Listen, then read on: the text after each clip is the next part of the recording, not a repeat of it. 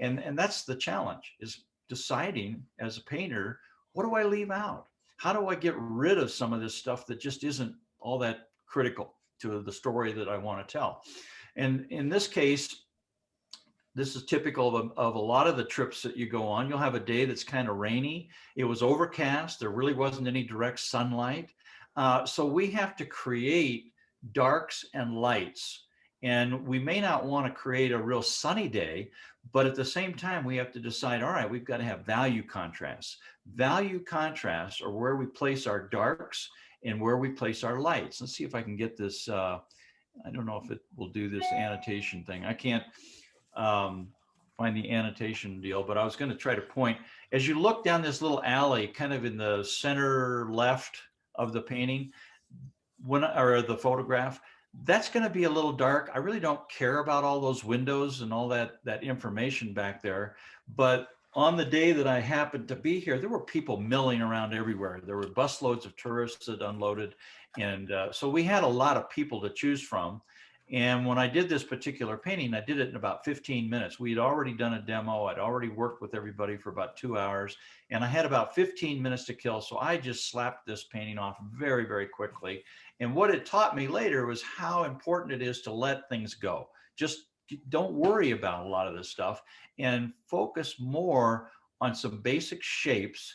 And when you're composing a painting or you're designing a painting, you want to have a lot of variety of shapes, and you want to have a fairly dominant shape, and then smaller, medium-sized shapes, and then very small shapes, so that none of the shapes mimic each other. You want them to all be varied and different and unique unto themselves, so that we don't really see repetition. Repetition gets boring. So I'll let this go, and I hope everybody has a photograph of this that they were able to download and work, so that you've got it in front of you to work from. Randy, someone's asking, could you talk about the light source, or are you going to go on and do that? Okay, well, let's say I mentioned that this was an overcast day. There was a little bit of light here. It was kind of diffused light, and I'm going to have the light primarily coming from the right, so that shadows lead off to the left. But they're not going to overpower the painting. I'm going to use them strictly as a way to connect elements within the painting and not make a big deal out of it. But I'm going to push my dark values when they're around the corner in the shadows of an alley or behind a building. I want to make those push back.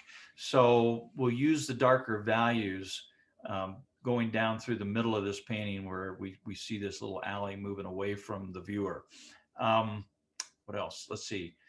We're going to exaggerate things. As painters, our job is to exaggerate the light negative shapes and the dark positive shapes to make things come forward. And if you recall, anything that's a negative shape takes on more importance. Anything that's a dark positive shape tends to be less noticeable. So we use positive shapes to push up against negative shapes to make the negative shapes more important. And the darker the positive shape next to one of these negative shapes is how we define and identify things that are more important in a painting. So I'm going to go ahead and stop the screen share here and then move to my painting. All right, now I've done a sketch, and I normally wouldn't draw this dark, but I wanted everybody to be able to see the basic shapes. So I used a little darker lead in my pencil to make them stand out. I'm going to have some people down here in the foreground milling around. This happens to be a cafe. It doesn't look like a cafe, and it doesn't really matter what it is, but it's a building here in the foreground, and it had some people milling around it. And then as you go back through this little back alley or street that moves away from the riverfront, it gets dark, and we come up along the side of this corner here, and we have to really push our values to make all of this be dark. I'm going to let a lot of detail over here on this side of the painting go. We're just not going to define much with that building. We've got some buildings that are off in the far right upper corner. That's just basically going to be let go. I'm not really interested in that. And if I tried to get all the little filigrees and the doodahs and all the little detail on this building, it would make it so busy So we're going to do it in just some fairly light values and just a suggestion of where shadows might be. I'm going to probably start with a brush that's a flat. I like working with a flat. This has a pretty nice crisp edge to it. I don't have anything mixed up in my Andy, can I palette just yet. ask you, did you make a pencil sketch or did you just paint? At the time, Yeah.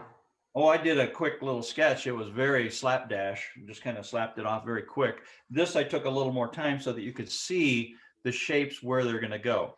But it's one thing I want to point out. I don't really care if your painting is all that accurate. I mean, I'm sorry, your drawing is all that accurate, because it's more about shapes. It's not about the detail. So if you have things that don't quite agree with this, don't worry about it. It's not that important. It's more important to get our dark values and value contrasts up against the lighter areas.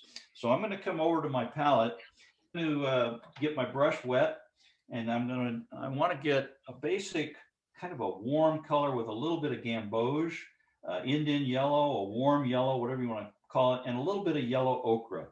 The yellow ochre or raw Can sienna. Brandon stop so we can sketch?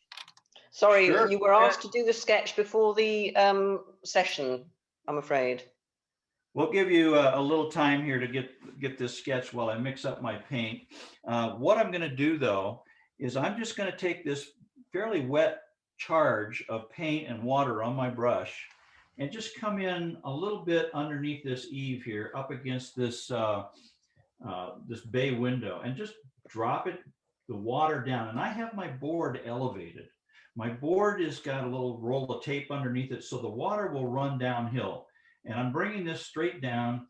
I'm also going to use the edge of my flat brush and give a little bit of scallops along the edge, because these buildings have these little cornerstones, and it makes it kind of nice to have a little bit of irregularity along that edge, just to suggest where this is all going. And I'm going to wick up some of this. I want it to be a little darker at the top, and then I'll take water and diffuse that, dilute it, and let it just kind of run downhill in this wet shape.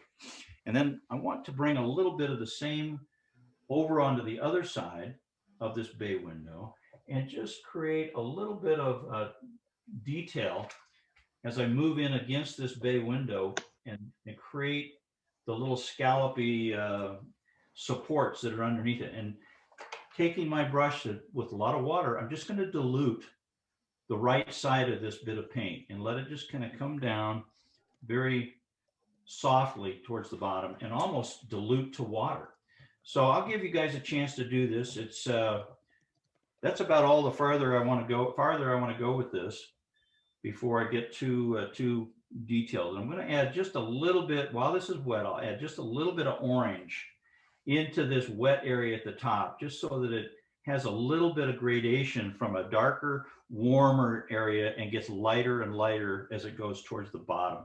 I don't take it all the way to the street, because typically in a lot of these European places, the ground floor has a different color stone. It demarks, or it gives demarcation to that lower first level.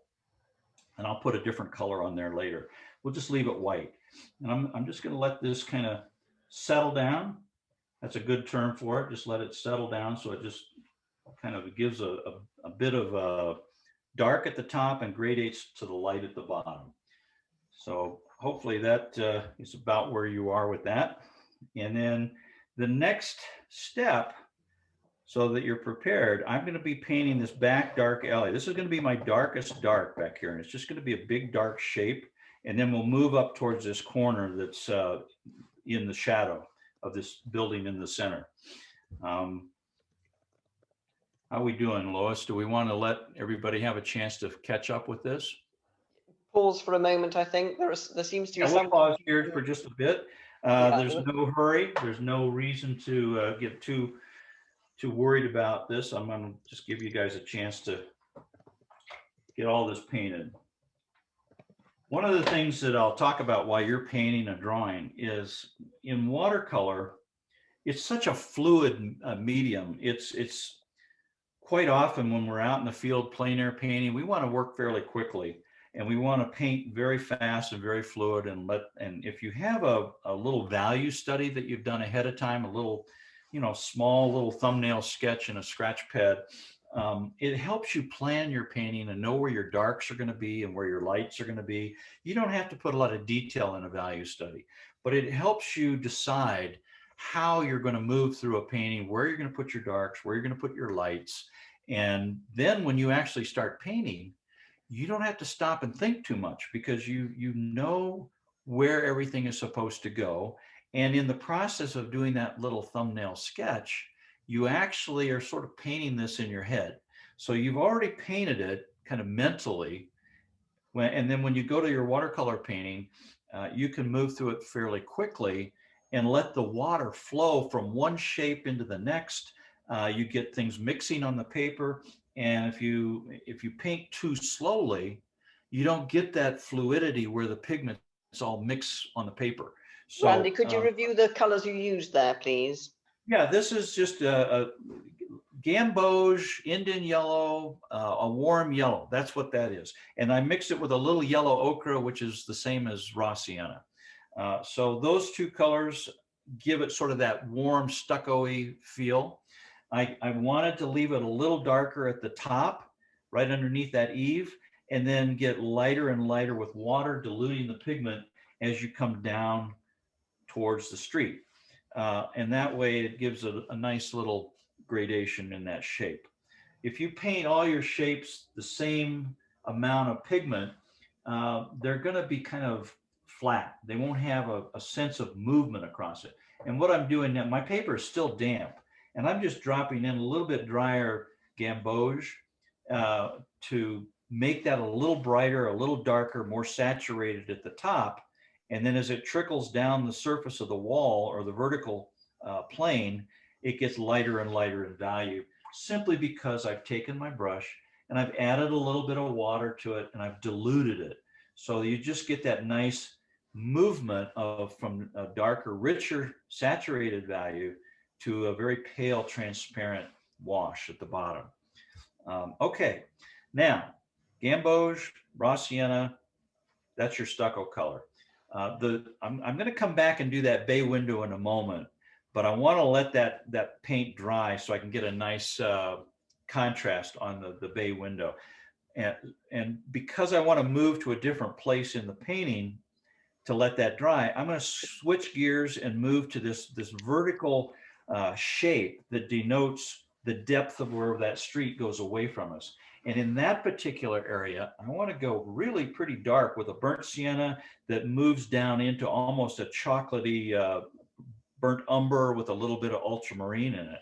So I'm going to start with a bit of burnt sienna. And burnt sienna is kind of a cinnamon color. You can see how it's a little darker than the Indian yellow. I'm going to add a little bit of water and add a little burnt umber to that. Burnt umber is more of a chocolatey, cooler brown. I'm going to add just a touch of ultramarine. See how what ultramarine just starts to darken it a little bit.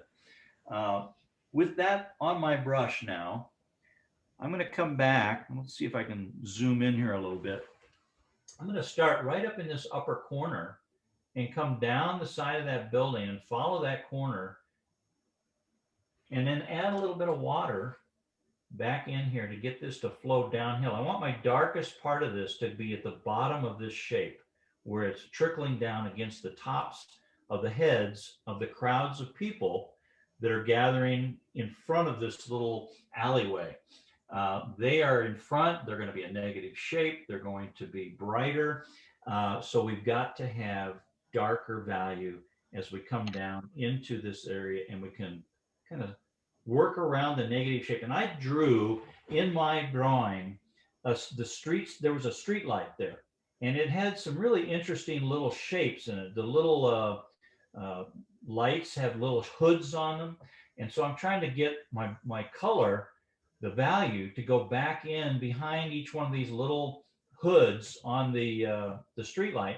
And then there was a yield sign that was attached to that post. And I'm just coming up to the edge of this building with a little bit of darker value. This is very, very wet. and I'm just dropping this dark value into the wet shapes. And now as I get down closer to the people, I start just cutting in around their heads, leaving the shapes of their body white. And I want to preserve that white. I want to go back now and get even darker values. So I'm going to add a little bit more ultramarine to my burnt umber and really let this get nice and dark as it comes down around behind these people's bodies. Uh, they're just like little figure indications, but they jump out at us because they're so bright, uh, of that white paper with this dark pigment that we drop into this shape. Now I'm going to clean my brush, wipe most of the water off, and pull some of this darker value back up so I get a little bit more even spread or distribution of this warmer color that denotes the depth of this alley. So we'll just cut back in and just let that water take over and drop in there. And I'm going to get a little bit darker right underneath this little eave that's part of this building back in there. We'll just let that all go soft because it's all very wet. Now we'll stop there and let you get caught up with that. That's a real important part of the painting because this is what's going to draw our attention to the negative shape of this building, having this really nice dark go from a. Could you repeat the colors again, please, Randy?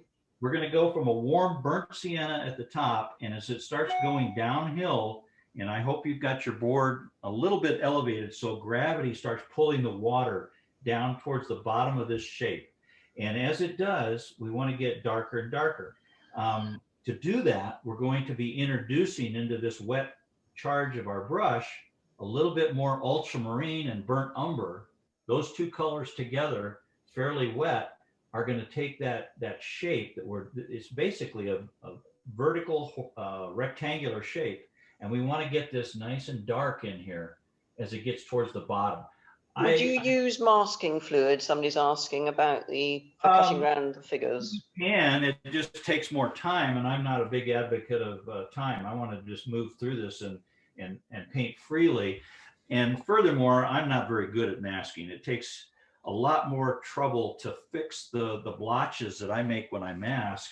Some people are really good at it, and I applaud them because if they can do a good job of masking, that makes a beautiful little shape. I'm going to knock some of that street light down later. That negative shape is not the most important thing. It's just a little bit of an interest within that shape. But right now, having the darks around it makes it kind of a nice shape to preserve. But can you see how we've got some warmth coming through the top of this shape in the burnt sienna? And then as we get down towards the street light and the people, that introduction of more and more ultramarine with our burnt umber just helps to really make that shape start getting darker. And we'll just kind of stop at this point and let you work this shape. It should be pretty wet so that you can move your pigments around within that shape. I'm going to back up my camera so you get a more of an overview of how this affects the contrast. And I'm going to continue back in with a darker stucco color on this main building here in a moment. But I want Randy, someone's saying that their drawing's not like what they traced and things are missing. What would you say? Well, just throw some things in there if you want. That's why we have to be kind of flexible. And I mentioned earlier that if you don't have some people in that, exactly where I put them, it's not a big deal. You can add things, you can take things out, you can edit. We have a lot of freedom as painters to create our own composition, so that if yours doesn't exactly conform to what I did, it's not the end of the world. It's your painting. You can make it what you want, and I encourage you to do that. So just don't worry too much about it. Have fun with it, and don't stress. Could you mention the different paints that went into that mixture again, just one more time? So it was burnt. I started with some burnt sienna, got it pretty wet, started at the top. And then as I started moving down, I added a little bit of burnt umber. Burnt sienna is a warm brown, burnt umber is a cool brown. They both are dark browns. And then to make it even darker, I added a little ultramarine. Anytime you add ultramarine, you're going to darken whatever pigment you're working with. Ultramarine is a go-to color to take things down in value a little bit. I'm going to bring this corner down, straightening up this corner while you guys are painting. But this shape is wet. Both the burnt umber and the burnt sienna and the ultramarine, all three of those colors are sedimentary colors. So if you're working wet enough, what'll happen is all of the pigments in those three colors will start to settle down into the little valleys of the tooth of your paper, and they will start separating with the water. The water will start evaporating, and you'll see the high points in your paper is lighter, and the little valleys in your paper will be darker, and that's granulation. And that's just another element of texture that we get to see in our painting that's unique in watercolor. And it just really is a beautiful effect that we can create with when we do these paintings. All right, now I could pick around it. The temptation is, if you're not painting, you're picking. So you got to discipline yourself. Once you've laid down the shape, leave it alone. Let the water do what it's going to do. It may bloom, it may granulate, it may leave little blotches, but that's the patina of these old world countries and cityscapes. We want to see that. And if we try to make everything perfect, we end up kind of giving it a scrubbed over look. So it's better to just let it go and see how this may not have been exactly what I intended, but now that I look at it, I've got this real dark underneath the eave up here, and it started creeping down into that warm, and it just gives it a nice kind of a glowing look to it that, that's the water doing the work. And if you try to do all the work, you're making it more picked over. So let it go. Next thing I'm going to do, rather than go into this building so that I can let this all dry, I'm going to just put some steel gray blue sky in. I've got a little wedge of sky here, and I've got a little wedge of sky over here in the upper part of this painting. I'll move my camera a little bit.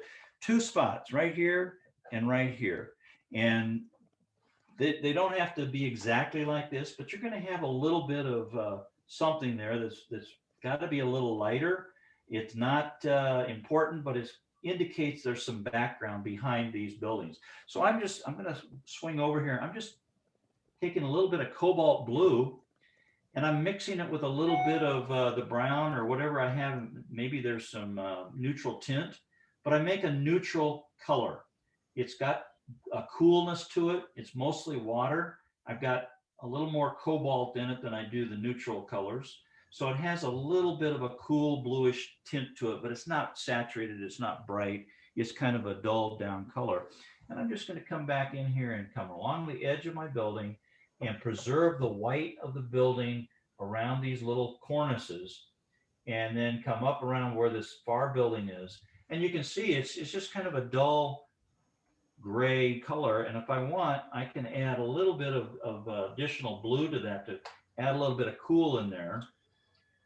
And I'm just going to smooth it out with a brush and let that water just kind of sit in there. Now I've got a big puddle there, so I'm just going to wick it up with the corner of my brush so that it all dries fairly even as a blue background behind this building. And all I'm trying to do is set off the negative shape of the corners of these buildings with some value. It's a light mid-tone value, and it's interpreted as sky, but it's what I'm doing is I'm just trying to hold my negative shapes and put a little tone back there. So I'm just dropping these two sky colors in here. Don't make them too bright.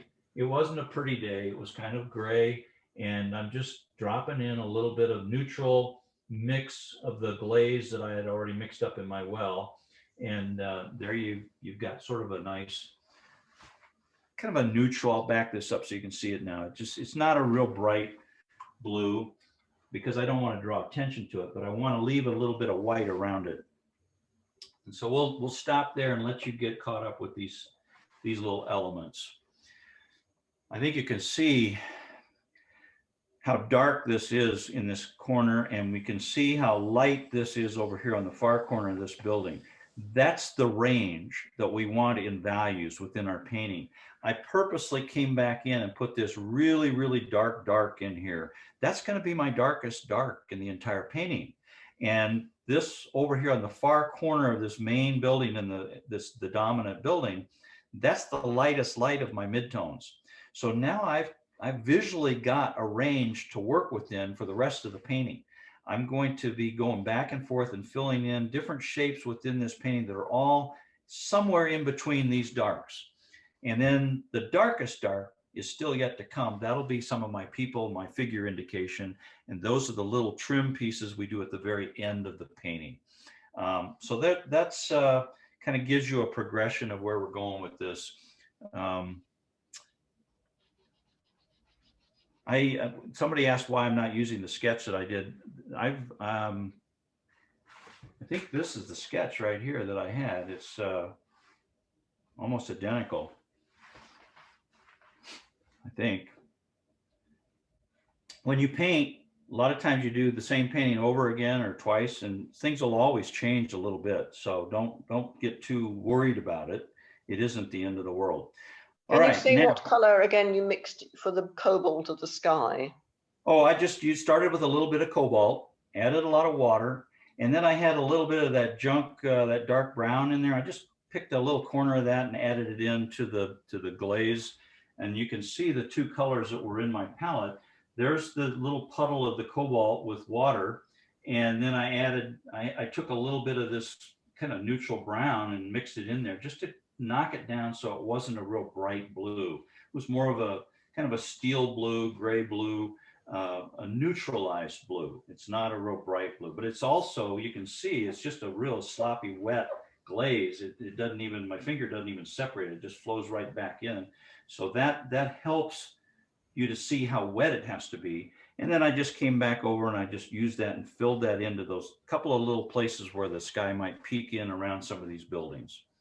And because it was so wet, I'm actually getting a little bloom up in the corner here. I'll zoom in on that so you can see it. And it's nothing to worry about. It's just kind of adds character to the painting when you get some of these little textural reactions where water takes over and starts reacting with the pigment. I do have a big puddle of paint along the top of my tape, so I just wick that up occasionally. It's always good to have a tissue handy so that you can blot up any excess water so it doesn't creep back into your painting and sabotage you later. So let's talk about this other corner of the building now. Can you say how wide your brush is, Randy? This is a 1-inch flat. And, you know, I'm at the point where I could probably paint with just about any brush, but this puts down plenty of paint. I'm working on about an 11 by 17 inch piece of paper. So normally if I were working on a really big painting, I might be using a 2-inch flat because I can lay down more paint quickly. But because of the size of this painting, a 1-inch flat seems to work pretty well. I can get into some of these shapes, and you saw me kind of cut in around the hoods of the street lamp, some of the little stonework along the corners of the building, the eave here of this other building that's sticking out. This flat gives me the ability to work with the corner, work with the full flat, and I can cut in, I can get nice sharp edges if I want to reestablish the vertical corner here. I can pull that value or that pigment right up to the edge very cleanly. And so it works for me. When I'm doing a big landscape, I might use a squirrel mop because they have a lot of water, and I can add lots of different colors in the sky to get more subtle distance and warmth in the sky. But for this size painting in a cityscape, this flat works pretty well. It's a 1-inch flat. All right. I'm ready to go on to this next part of the painting, which is this little side of the building on the left of the corner, and it's in shadow. So it's going to be the same color as the front, but a darker value. So we start again with the gamboge. I'll go back over here and show you what I'm doing. I'm mixing up some the warm yellow, which is a Indian yellow, gamboge, depending on who the manufacturer of your paint is, they call it different things, but it works. And I'm going to add some orange to this and maybe a little bit of burnt sienna. Burnt sienna is a darker version of my orange, but you can see what it's doing. It's still pretty bright, but it's darker than the front side of that building. which was in more light. So as I come back to my painting, I'm going to come down a little closer on the painting. I want to cut in right up in this corner here and get this pretty dark as it's coming down.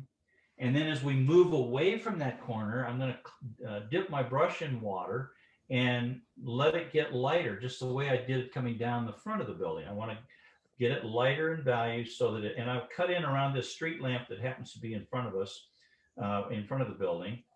And I just painted right through my sign, not to worry.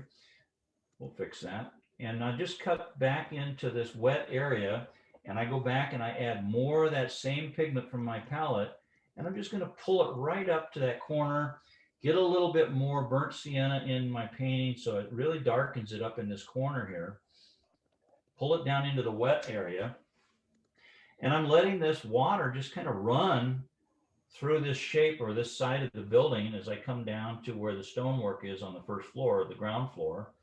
And then I'm going to use the burnt sienna to cut in again around the tops of these people's heads. I've got a few people that happen to be standing kind of in that open area where the street goes back. And I'm going to drop some of this dark down into the wet shape along the side of this building, rinse my brush out, wipe all the excess water off, and I can pull some of this darker value up towards that corner a little more aggressively because I don't have any paint on my brush. And now I'm just going to kind of move this up into the corner, and I'm working on a wet surface, so I can kind of move this paint around. Once that paint starts to soak into that shape, you're done. Can you explain why you went over the top of the windows, why you painted over the top of the windows? I always do. I put windows in last. Windows, if you try to cut out the white of the windows, what happens is they look like little postage stamps that you've stuck on the side of the building. I would rather just have a very light indication of a window later, just with a slash of a brush.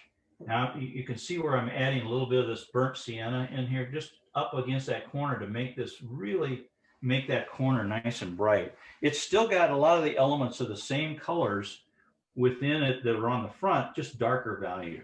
And I hope you can see how dark I'm going as I get down around the tops of these people's heads. And it isn't really anything I've defined all that carefully. They're just heads and shoulders. And I'm trying to really preserve that as a nice value contrast, so that we will later see the sparkle of light on the tops of their heads as I put clothes on them and darker legs, and then we have shadows beneath them.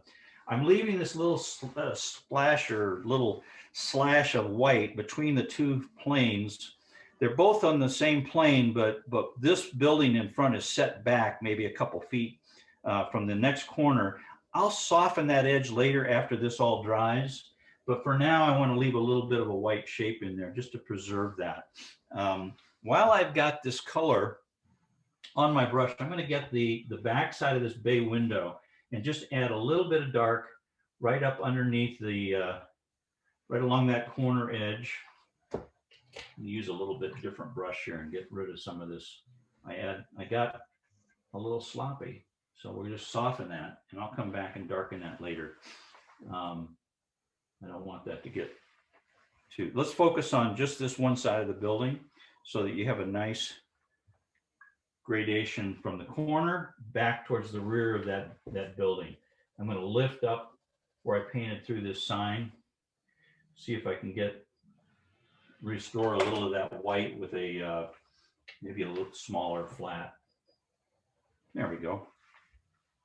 You'll find that if your paint is still wet and you've overpainted something where you wanted to leave a negative shape, you can usually take a damp brush, not a wet brush, but just a damp brush, and you can lift whatever's there. Sometimes taking a tissue, you can just come back in and pick up wherever you kind of scrubbed it a little bit with that clean damp brush, and you'll pick up the white, the paint, and reveal the white beneath it so it looks bright.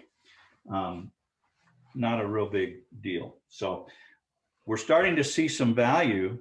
When I say value, some contrast evolve or emerge from what we've got painted here. The next step we're going to need to go to is a different part of the painting. because we want to let this have a chance to dry. And I like to just let it dry naturally. So the building that's down here in this lower quadrant, whatever it is, it's got kind of a tiled roof on it. It's got a chimney on it. There's some nice shapes around the edges made by the sign. There's a chimney that pokes up out of the roof. There's a little offset in the roof. These are all things that are typical of buildings in Europe. And what it does is it varies the edges of these shapes. It's not just a real predictable little tent-shaped building. It's got things that butt out from the face of it. It's got, ups and downs, and those are things that add interest to a painting. So if you haven't drawn it yet, you might want to draw in a nice little chimney. You can put whatever kind of little tops on it, little edges, trim around the tops of the chimney. I happen to have a little thing that bumps out. I could see it in the paint in the photograph, and the shadows will denote that when we put the shadows on it. But for now, go ahead and if you're done with the painting part, go ahead and make sure your building has enough interest there so that we can really create kind of a fun little shape in this lower right part of the painting. The objective is to be able to be pulled into this painting with some lighter area in the foreground, come up these steps, head back towards where all this activity and energy is with these people, into this dark area, and have all the front of this building suggest where the windows are. We don't want to really give them too much information, but we're going to suggest and give hints of where those buildings are or the windows are to make it more interesting. But we want to have a little entry, lighter value here, go up the stairs, and then we'll have a soft tree over on the one side with some street lamps, just some things that are typical Randy, along the walkway. Yes. could you explain why the side of the building has the lighter side furthest away? Well, if the light is coming this way, and I hope you can see my finger, let me use a brush. If the light is coming this way, it can't bend around this corner. So this is where you're going to have the darkest part of your shadow, is right behind that corner that the light just can't get around. But then as you go down a little corridor or farther away from where the light can't bend around that corner, what's happening is the light is coming in, hitting the opposite side of the street, and it's bouncing back up, and you're getting reflected light that warms up the back side of these shadowed areas. And that's that bounced reflected light that as painters we long for, because that's what gives things a glow. And with a transparent medium like watercolor, you really get this incredible glow of the transparencies if you can introduce a little bit of warmth in there, whether it's pinks or yellows or whatever, and then have your darker values right up against that corner. So hopefully that answers the question, but it's always about where your light source is hitting. You're getting light bouncing and reflecting back into the backside of shadows. So the leading edge of a shadow will always be a little cooler, a little darker.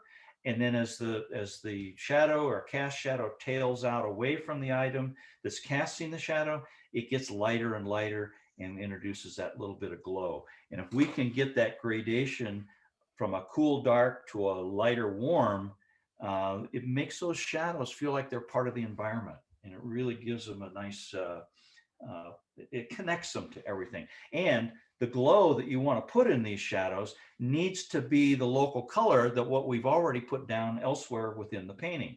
So if we're using this gamboge as a stucco color, we're going to use that in some of these shadows. And even in a burnt sienna, it sort of has that same, it's in that same family of the warm oranges and warm yellows and yellow reds. What does someone do if the burnt sienna isn't dark enough? Add ultramarine. Ultramarine blue will take any of those warm colors down in value and make them darker and cooler. Less ultramarine, a little more burnt sienna, a little more water makes them lighter in value. Good question. Glad somebody asked. Okay, let's talk about where to go next. We're going to do the roof on this little house just to introduce the dark. So we've got darks over here, we'll have darks over here, and that really draws our attention to this negative shape in the center. So we'll start off with I'm going to use probably my smaller round. You can see in the screen here, I've got it held against the white paper. It's not a big round, but it's not real small either. And I'm going to get a nice bright, well saturated orange color. And I'm going to lay it right into this corner here and come across the ridge of the roof up against the edge of my chimney and come down. Now I'm going to just rinse my brush and push a little bit of water up towards that darker deposit. I'm also going to add a little bit of burnt sienna right up in this corner to get the top ridge of this roof even darker, and come down some of the, just in that wet area with a few little brush strokes of this burnt sienna into this corner.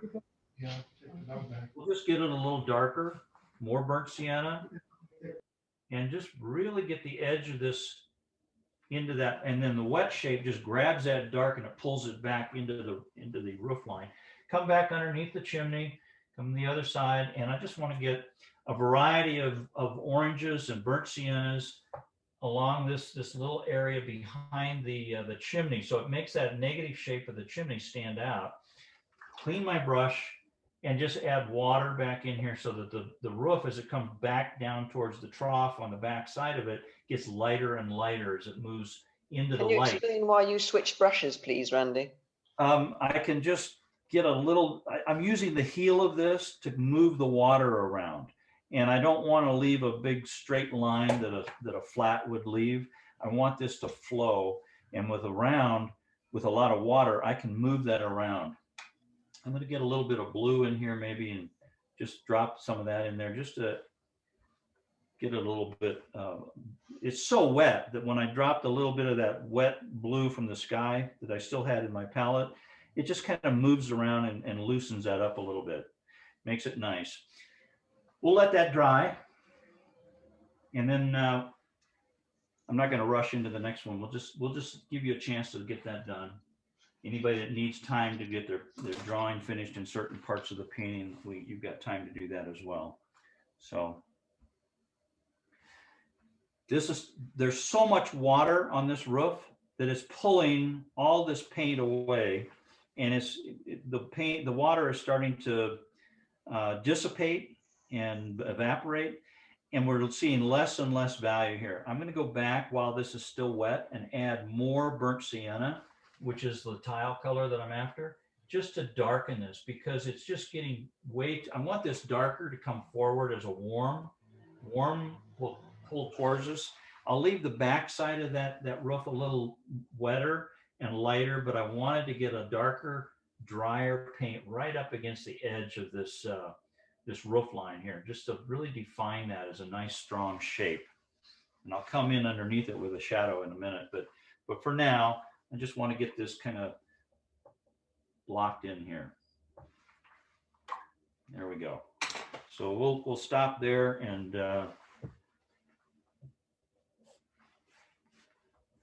don't know if you saw that, but some of my orange from the roof started coming down into the wall here.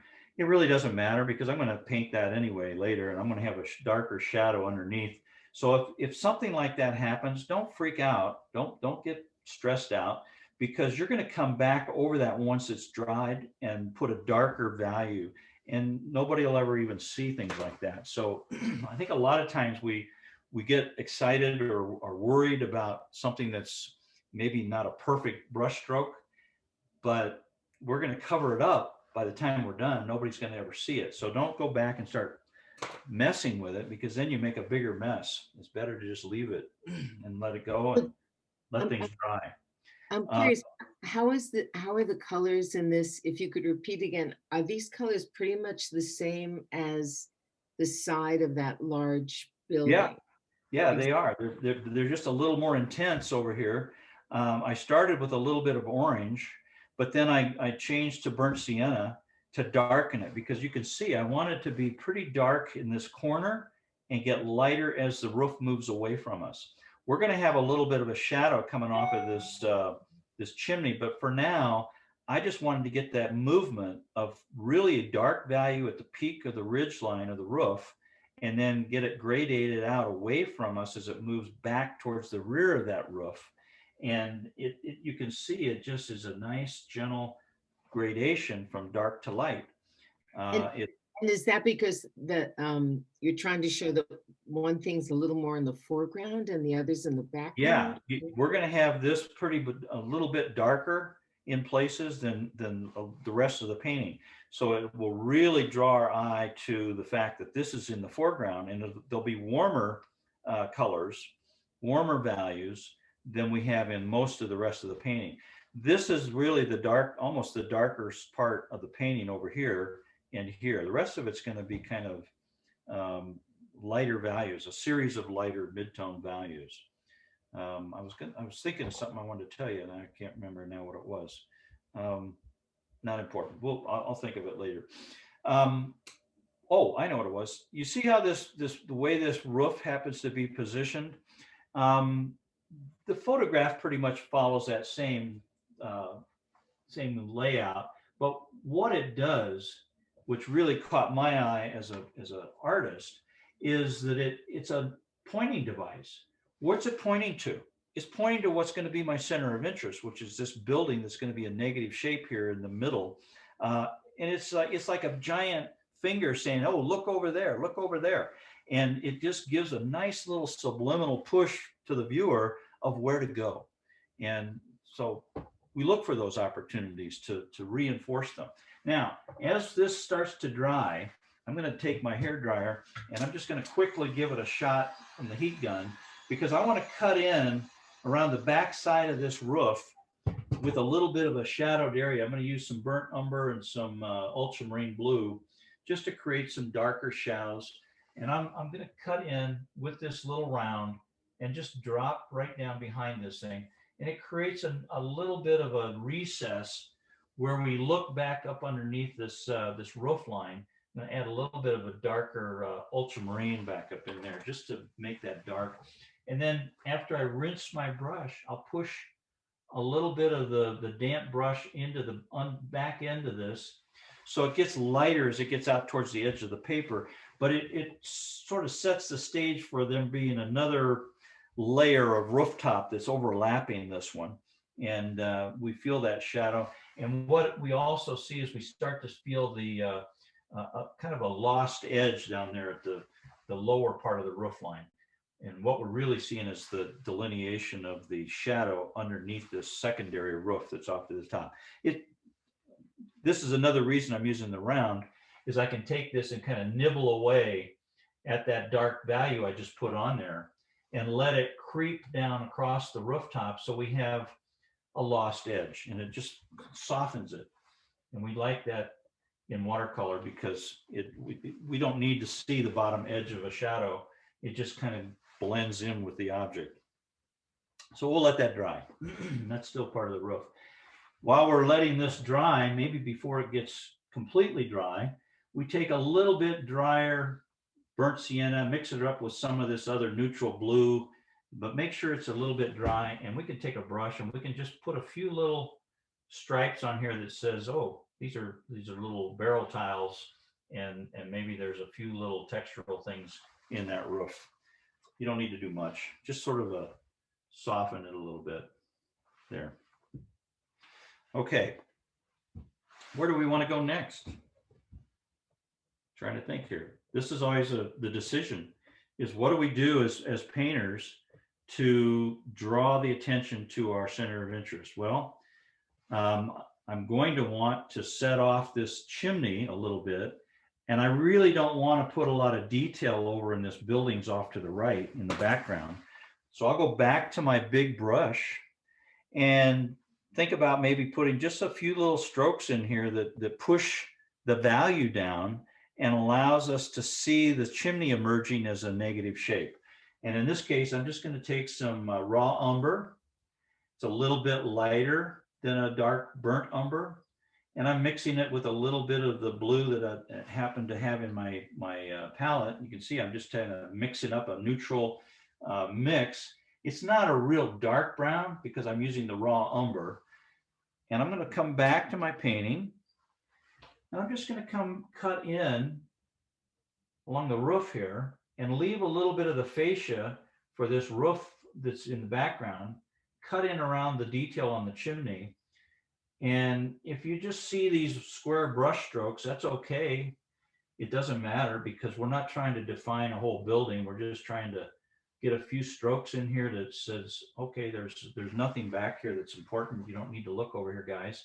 And I'm just going to clean my brush and I'm going to soften the tops of these strokes with a little bit of water and let it just all run down towards that rooftop to get darker. So let's get a little bit of burnt sienna, raw umber, drop that in there just to get a little darker right down into that little pinch behind the chimney. And it's a big, giant puddle of water right now. But we've allowed the darker pigment to kind of drift down through gravity to this dry paper where that rooftop is. And I'm just going to feather away whatever I had up here just so it's nice and barely there. I might even actually take a little bit of water and just kind of define this edge out here just a little bit, and then keep wiping off the paint off my brush and just feathering it away so that we just don't see much of anything in this negative shape. It's not where we want the painter or the viewer to look. We want the viewer to be looking over in here. So I'm just using this as a means to darken this background area. I just dropped a little ultramarine into that puddle of water and I'm blending it now just to kind of move it around in the puddle so that it isn't all ultramarine in any one place. It just sort of mixes with that raw umber and it will granulate and it will leave a nice textured surface. I'm going to wick up some of this excess water now. I think we need to get a little darker. So I'm going to add more burnt umber right down. There we go. Now you really are going to start to see that chimney come forward. And we can always take our board and tip it the other way and let the water just kind of move through that shape. So it's a nice soft gradation without giving a whole lot of structure to it. If we see sharp edges in there, we start thinking there's structure. We start looking for more detail. We're not interested in that. We just want to get this softened a little bit so that we can leave it and move away. So I'm going to just wick up any excess water that's on the outside of the board on the tape and see if I can get down here where you can see it a little better. There you go. For those Can you of us, talk about the branding of your brushes, please? Sure. These, I have some Da Vinci brushes. These are the round, and this small flat is a Da Vinci. I use in my squirrel mops. I'm not using those today, but I use these Escoda squirrel mops. They're synthetic. They hold a ton of water. I spent a lot of money once on an Escoda brush that was an all natural fiber, and the thing wore out. I mean, it turned into it didn't hold its point. Whereas these synthetic ones now that they've developed hold a ton of water. They still hold their point. They're nice and snappy. And they're great brushes to get, a bucket full of water on your paper. These with the acrylic handles have a little bevel on them. Jerry's Artorama sells these. They're designed by Sterling Edwards. He had an outfit in China make these up for him. I have riggers with this. Some of my people who have painted in my classes have bought these, but they're nice because if you leave them in water and they soak the water up into the acrylic handle underneath the ferrule, it doesn't expand and contract and you don't get the cracked paint. So it's a nice tool, especially since it's got this nice little bevel on the end where you can scratch things out. But I use pretty much Da Vinci brushes, Escoda brushes, and these Sterling Edwards brushes. And they all have a different purpose. Here's another Da Vinci brush that I use. It's called a spin brush. And it's this is about 1.5 inches flat. It has a shorter handle. It's always red, and it's got a little black tip on it. And I think these are about $26. What would that be in euros, Lois? That would be maybe 20? Probably 15 euros. 20 euros. They're not that expensive, but they really are beautiful little, they hold a nice crisp, sharp edge to them. So they're nice. Anyway, those are the brushes I use. And I try to just basically I use a flat, I use a round, I use a rigger when I'm out in the field in a squirrel mop. So I might have 4 brushes when I go out into the field to paint. But for today, I happen to have everything, the whole kitchen sink here in my studio. So got them all. All right. Why didn't I come over to the other side of this chimney with that same dark? Anybody know?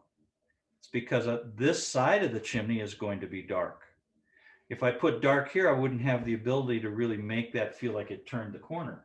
So going back to my little round brush, I'm going to pick up a lot of the same color that I just used on the opposite side of the background, but I'm going to make it a little drier on my brush. I don't want it real wet. I want to be able to control this. So I'm going to use a drier application of these dark colors and drop them right in to the back side of this chimney, clean my brush, and now take that paint that I just put on there and soften it as it comes down towards the bottom of the chimney. And I'm going to add a little bit of detail there on the top just to give it some structure. And then I'm going to rinse my brush and get some of that orange. I like that orange. It works with this particular palette of colors I'm using. And I'm going to get a little bit of color on the back side of the top of that tile, chimney tile. It goes up. And I might even take a little bit of the neutralized blue that I still have left over in my palette. And I'm going to put a little bit of this into this screened area where the hood from the grill or whatever they're cooking down in this cafe, it's spewing out through a filter up here in the part of the chimney. Throw a little bit of orange into that wet blob and let it just kind of mingle and mix with the blue. Get down in there so you can kind of see what I did. And then I'm going to take that dark and bring it right on across as a shadow underneath these other tops of the details of the little structure on the chimney. We can always take some of that same screen color and just put a few little bricks or something on here that just gives a little suggestion that maybe there's some stonework on this. And just add a little bit of neutral blue in there, and we'll leave that alone. I might come back and put a little darker stuff in there later, but for now, I'm just going to lighten this up with water. So we've got sort of a suggestion that there's some texture, but that dark edge of the background behind that chimney is what really sets that off as a negative shape. Some of my orange is bleeding into the background. That's okay. It just ties everything together nicely. Gives it a glow.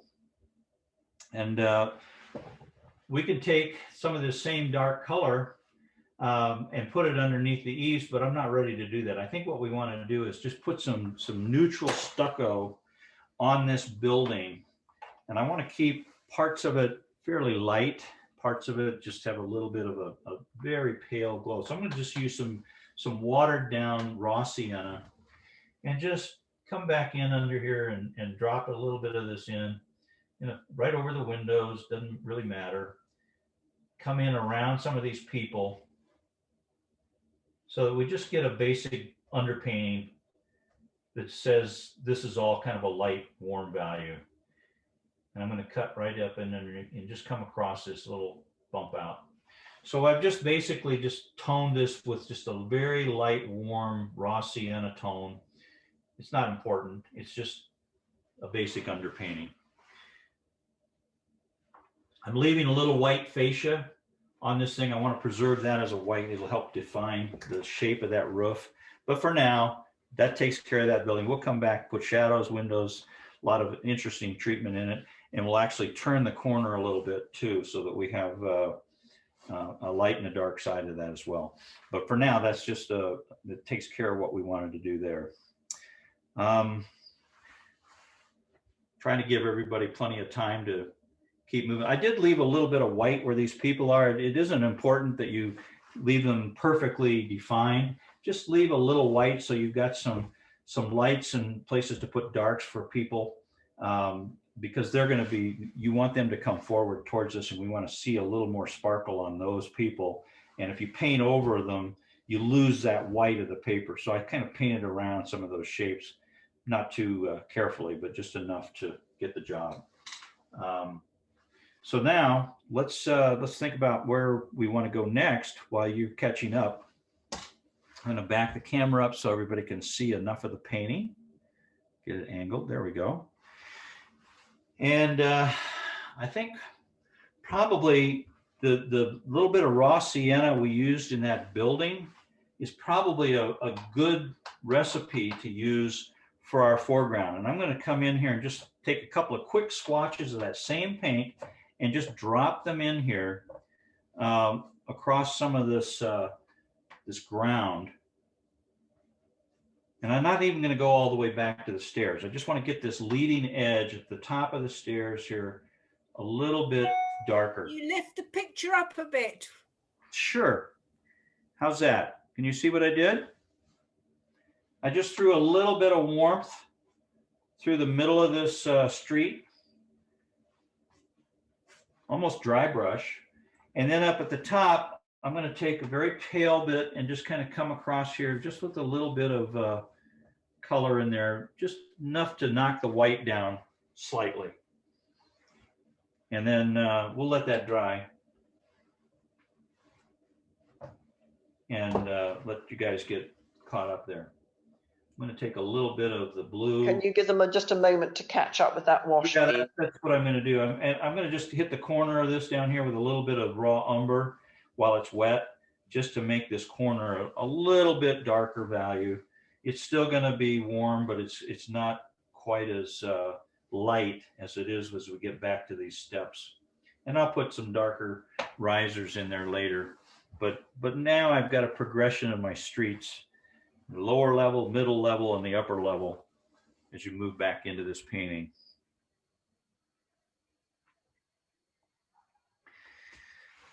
Just because I'm talking doesn't mean I'm painting. So I'm trying to fill up with explanations while you paint so that you have a chance to just keep working and you can be listening to what I'm saying. It tends to work pretty well that way. All right.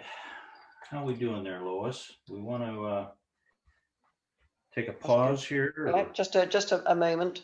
Just to give you a time check if you would like it. We're just over an hour in. Okay. Quick question. So I don't have, I need to get raw umber and I need to get orange and stuff. I'm curious, in the meantime, is there something I could mix up that would work as raw umber or as orange? Yeah, I'd use a watered down burnt umber and a little bit of ultramarine blue or cobalt blue. Either one of them will work. Umber. And for orange, can it just be a mix of yellow and red? Sure. I'm getting a piece of paper here. Here's just a blank piece of paper. If you took a little bit of burnt umber, see how that's kind of a chocolatey color? Add a little bit of cobalt over here. Rinse your brush, pull a little of them together, and now you've got raw umber. And you just roll it around, and you've got you've cooled down that brightness and the warmth of the burnt umber. And raw umber is really kind of a clay color. It's got a little kind of a greenish cast to it more than this. This has a little cooler cast to it. But you're going to find that with raw umber, it's the color of clay, whereas raw sienna is the color of sand.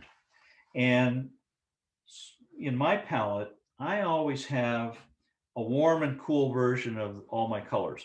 I will have the 6 primary colors, but for instance, with a yellow, I'll have a cool yellow like a lemon yellow or a cadmium yellow, and then I'll have a warm yellow, which is like a gamboge or a Indian yellow. Then I just work with one orange. You could have several different oranges, but because I have a limited number of wells in my palette, I work with a transparent orange, and I can warm that up or cool it down however much I want. But then with my reds, a cadmium red, a pyrrole red, those are really warm reds. They've got a lot of orange in them. But as you move into the cooler reds, you get the alizarin crimsons, the opera pinks, the warm violets. Those are moving towards a cool version of red. With the blues, you've got ultramarine, excuse me, ultramarine red. I'm sorry, ultramarine blue, which is a warm red. It's got a lot of red in it. And then you've got cobalt blue, which is a cooler blue. I also work with cerulean blue, which is a cool light blue, and I work with a light turquoise cobalt that's a warmer light blue. And then you get into your greens. You've got your phthalo blue, you've got sap green, you've got viridian green or hooker's green. You got the sap green is a really warm yellowy yellow green. And then the hooker's green or the viridian has got a much more cooler cast to it, a little bit more blue in it. So those are my primary colors, but I do the same thing with my earth tones. I've got the raw sienna and the raw umber, a warm and cool version of a light beige. I've got the burnt sienna and the burnt umber. Both are dark browns, but one's more of a cinnamon color. It's got a little more warmth to it. One's a little more of a chocolate color. It's got a little coolness to it. I really don't have any other earth tones other than those four, unless you count neutral tint or Payne's gray. And I use those strictly just to mix with any other color to take them down and neutralize them a little bit to make them less intense. But anyway, that kind of addresses how I work my palette so that I have a warm and cool version of each of the colors within my palette. And it helps quite a bit, I think, in mixing. I find if you take a warm color and mix it with a cool color, you'll get a beautiful mix. If you take two warm colors and mix them together, not so pretty. So the more How would you make a sap green, please? I would take a little bit of, well, let's see, let's try it here. We've got a viridian, pretty cool. It's very transparent. But if I added a little bit of Indian yellow or gamboge, I now am moving towards a sap green. See how it's warming up? Let me go back to the cooler version, and you can see the difference between a cool green and a warm green. Now, if I dip right into sap green, there's the sap green. It's almost identical to what I just mixed up. So Thank you. That even if you don't have every color in the rainbow, you can mix just about any color if you understand the difference between the warms and the cools. Okay, I think we're ready to tackle our center of interest a little bit more. I'm going to move back into that with my round. And I want to put a few little elements in here like the dormer windows. We'll take a little bit of the burnt sienna with some ultramarine, makes a nice rich dark. And I'm going to come in here and just put a couple of dark shadow sides of these buildings in here. Clean my brush and just take a little bit of the warmer color and drop it into some of the face of this dormer as it comes towards the viewer. And then we've got this whole, I forget what they're called, the mansard roof. It's a mansard roof. And I'm going to use my small 3/4 inch wide flat simply because I can control it a little better. And I want to get more of an orangey cast to this upper part of this building. It's still all the same colors, but I want to play this a little darker, a little richer than the vertical facade below. Now, I'm not going to put much more color on than that. I'm just going to take a clean brush with water and start diluting it as I move to the right. And I'm just going to take this a little ways out and not do much more than that. Just enough to define that dormer. And I'm going to wipe all the water off my brush and pick up all this paint and just let it filter away from a dark, rich orange to nothing.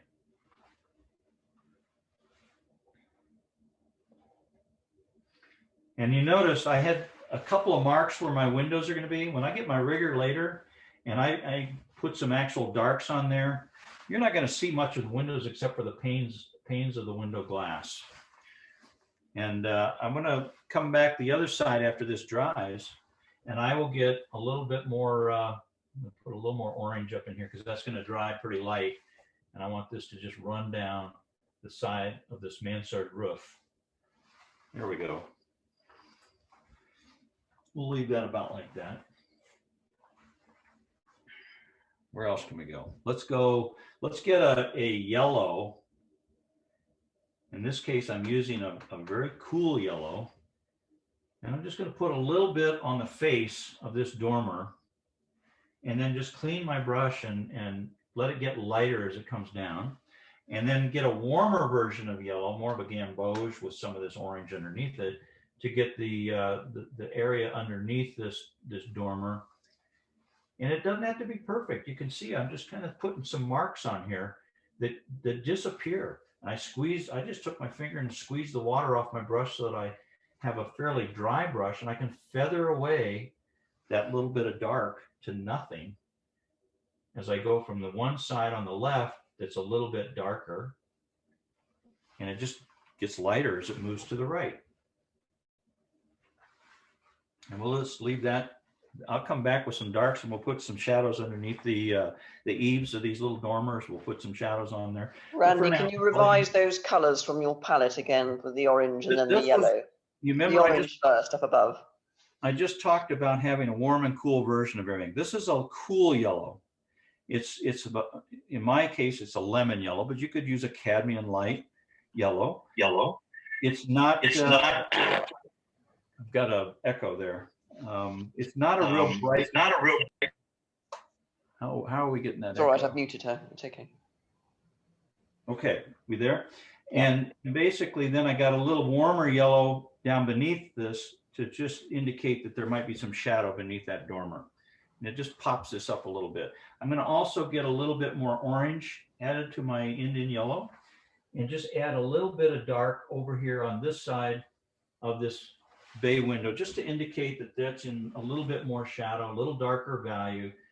And I don't need to really take it all the way down. I just want to get the upper part of it a little darker.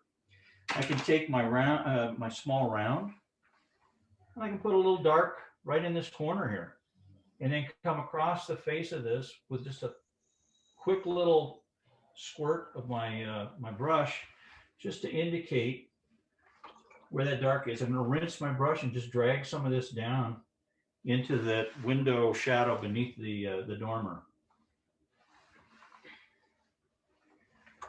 And I'm going to work pretty diligently to feather this all the way so you really don't see where the shadow ends over on the right. It just fades into the side of the building. I'm getting where the water was here. I'm going to zoom in on this so you can see it. On the mansard roof, you see how that's left a dry area where that puddle of water just pulled all the pigment right out to the edge of where it was wet. The water then evaporated and left a really obvious little line. I'm going to take a damp brush and just feather that away. And I can do this now pretty quick because the paint's still a little damp. And if you take a clean, damp brush or even a tissue, you can eliminate that little dry line that can be very distracting in a painting. You just want it to fade away. And what happens is when you get an area on your painting that's wet, it's going to pull all the pigment that's in that wet area out to the edge of that. And then the water evaporates and it leaves a ring or a dry area that says, yeah, there's an obvious little shape there that we're finding distracting. So now that I've got that dormer in there, you remember this little white stripe that came down between these buildings? We want that corner to be pretty obvious, but at the same time, this is in shadow. So I'm just going to take a damp brush and just glaze across this a little bit, come down around my sign and not paint into that sign. And I'm just going to add a little bit of cool up in that area with some, a little bit on my brush, just whatever junk I had in my palette. I just kind of had a little bit of that on there. And it just kind of reduces the brightness of that white stripe separating those. And now these two shapes are more unified. But if I had done that while both shapes were wet, I would have lost the edge of those corners of the building. but now they're still there, but I've just softened them a little bit. We did this one dormer on the upper roof. I'm going to dampen my brush, and I'm going to just pull some of the shadow away across that roof a little bit. Just soften this a bit. And then I'm going to come in on the other side with a little bit of a cool warm. Basically, I'm taking some cobalt blue that's in my palette. You can see I've got a little bit of the sky color left. I'm just going to take some of this, add a little bit of the burnt sienna to that puddle of water I'm mixing up. It's a neutral. It's not real bright. And I'm just going to use this to create this side of the roof. And because I had a little of that raw umber in there, it still held a little bit of warmth to it. And then I'm going to come down with some warmer color, a little bit more burnt sienna, and create a shape back in here for this dormer, a little bit for this dormer. And then on the back side, I'm going to go back to that same cool color and just come right in behind that dormer that's poking up vertical, and just drop this in here as a nice, cool, shadowed part of the roof line. I'm going to add a little bit of orange into that so that it just, you feel that it's not sky, it's more of a structural color. Pick up some of this paint so it's just not real dark. And you can see that it just sort of all works together to create a nice soft area within the roof. And I'm going to come back over in here and just drag a damp brush across this just to create a very soft area of this roof without a lot of definition. Let those shapes just kind of run together. This cool up here on the top is going to run a little bit right down into the mansard part of the roof. And I'm going to come back with a little bit of, I'm going to let that dry, and then I'll put some face on those dormers that are vertical. Right now they're too white. We don't want to leave them white. Okay, what I'm going to do is just take a real big, wide, flat brush. Where's my flat here? Just had it. While you're painting, I'll find it. Oh, here it is. This brush that I talked about earlier, I'm just going to put the foundation or the ground floor on this building in just a really nice kind of neutral gray color, steel gray, like a stonework. I'm going to get a little color in, a little tint in it. That's too much. That's way too harsh of a blue. So I'll just take all the junk that's in my palette and mix this up and make sort of a neutral, cool color. Come back to my painting. Make sure you can all see this. And I'm just going to come across and stop where this lamppost is, come through the tree, and just cut across, get a little bit of water in here, and just make sure that that's wet. And then using my 1-inch flat, I'll pick up a little bit of that raw umber that I like. And I'm going to put a little bit of warmth in that surface just to add a little bit of variety so it isn't all exactly the same color. Now just add water. So now we've got the corner of our building. We don't have to do much. Might even take another little swipe that says, oh, there's another little architectural detail across the top. That's all we need there. And I might even just take a little, actually use a smaller flat and come up the side of the building with just a couple of brush strokes. But that, very simple. We're not trying to draw attention to it, but we just don't want the white paper to be left all alone out there and kind of naked. So we knock that side of the building down a little bit. We'll take a rigger and put a few little of the cracks, the horizontal cracks between the stonework later. But right now we just want to let this dry. And it just kind of gives a nice, soft, neutral coolness over on that side of the paint. Because all of our warms, where's all of our warms? They're all, excuse me, I put my finger in front of the camera. They're all here in the center of interest. So this just neutralizes that side. We're going to get some shadows going up and down the steps here in a little bit. We'll start just throwing those in. I want to use a little bit bigger round that's going to hold more water for my steps, because I want the risers to be a little darker. The risers are really all I care about. I want the just leave white between the risers for the treads of the step, and we won't have any color on those at all. I'm going to mix up a little bit darker than what we've got here, so a little more raw umber and cobalt blue. I'll swing back over so you can see what I'm doing. You can see the overall value of this is a little bit darker. It's still pretty wet, because I want there to be enough charge in my brush so that I can get a full stroke all the way across these risers, because it's a fairly long brush stroke that goes across the page. So now what I'm going to do is lay my brush down here and just come straight across. Get a couple of these coming in here like so. Maybe get a little bit more on my brush. Add a little bit in here. Get another one coming across.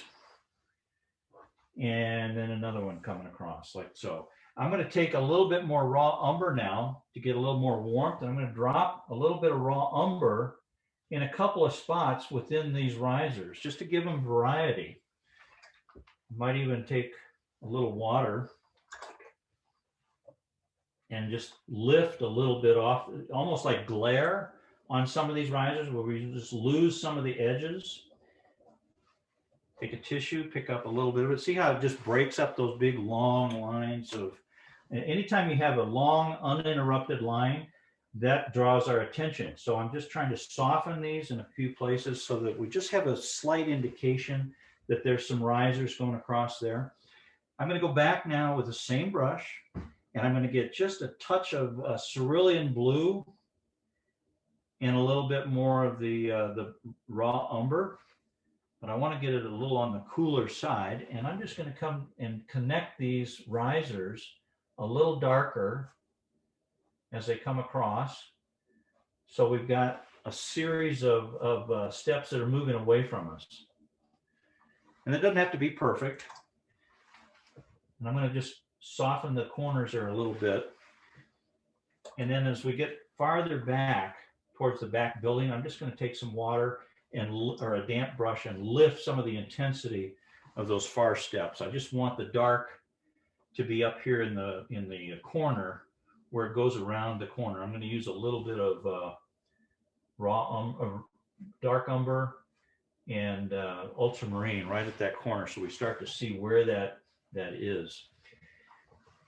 And we'll leave that. Now you can kind of see that there's another series of steps that goes up. I'll do the same thing down here on the lower part. We're just going to come across these people and just throw some lighter steps in. I'll just get these a little fatter at the end, a little darker as they're closer to the bottom of the paper. They fade away as they go off to the right.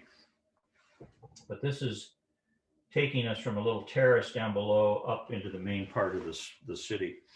And we'll just kind of leave this defined like it is. Somebody's asking, Randy, if raw umber is a cool color, why does adding it to the steps make them warmer? Because I had used a lot of cool in my mix. I had a lot of cobalt.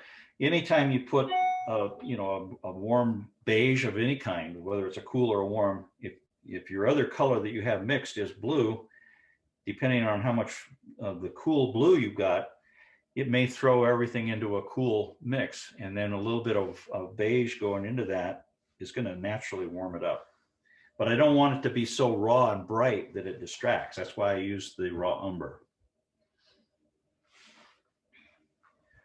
All right, how are we doing here? Let's see. Let's put a little bit of shadow coming across. We'll get our street lamps and our trees in there, but I want to establish my shadows first. That way I can always adjust my tree if my shadow moves. So I'm going to come across with a little bit of that same color that I had on the steps. It's pretty wet on my brush. I've got some burnt umber in here. I've got some, what do you call it? Ultramarine, a little cobalt, just a bunch of dirty mix in my palette. And I'm coming across just kind of really loose little brush strokes. But then I'm going to rinse my brush and I'm going to hit the back side of these shadow shapes and just soften those marks and come down across some of these shapes here. and pull these shadows down a little bit. Take maybe a small round or medium round and just soften some of these shadows. Throw a little bit of water in there. Rinse my brush really well. Maybe lose some of the shadows across the risers altogether, and leave a cooler dark on the riser themselves.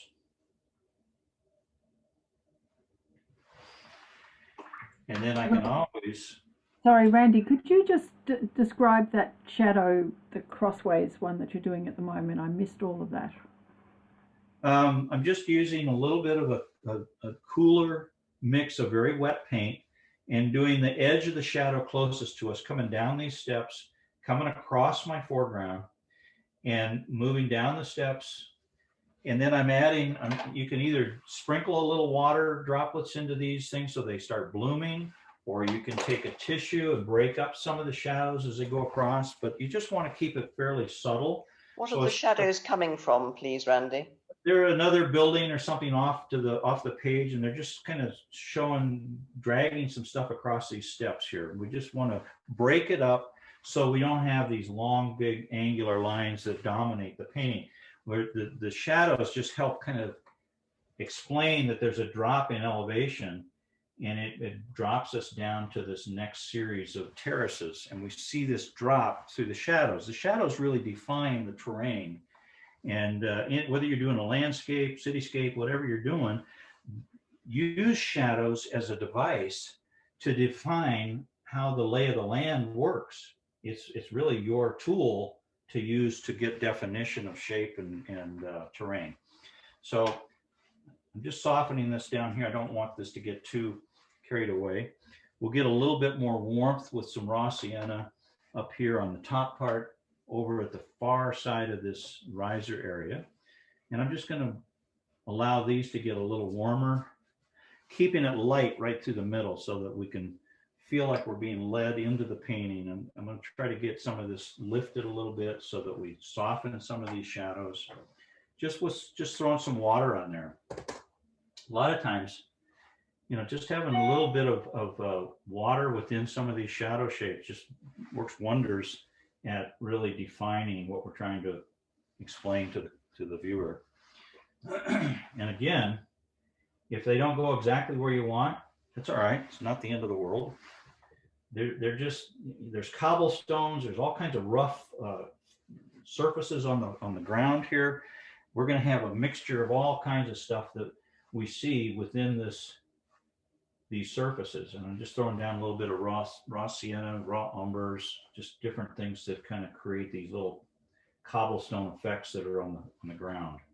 And it's wet, so this paint just kind of sits in this water and it dilutes, and it doesn't leave a real heavy, obvious mark. It just kind of colors the foreground a little warmer. I've got some nasty stuff here on the riser, so I'm just, while the paint's still a little wet, I can take a flat and just soften that, make it disappear, clean up the front edge of my riser so that it just is a little less blotchy, and that will work for us. I'm going to stop here and let you catch up with what we've just done. I think this is kind of key to pulling people into the painting. If we don't have this working for us, then we kind of lose the lead in. I'm just coming in with a little bit darker right along the edge of these risers here, just to kind of punch them up a little bit. Clean my brush, set it down. We'll kind of let that play out. You can, if you're already caught up, just take your hairdryer and maybe dry this a little bit. If you've got paint cutting back into the background too much, just take a damp brush, kind of tickle that area, and you can restore it to a lighter value and just control your shadows a little better. I'm going to take a heat gun and just hit this so it kind of calms this wetness down, lets us move through the rest of the painting.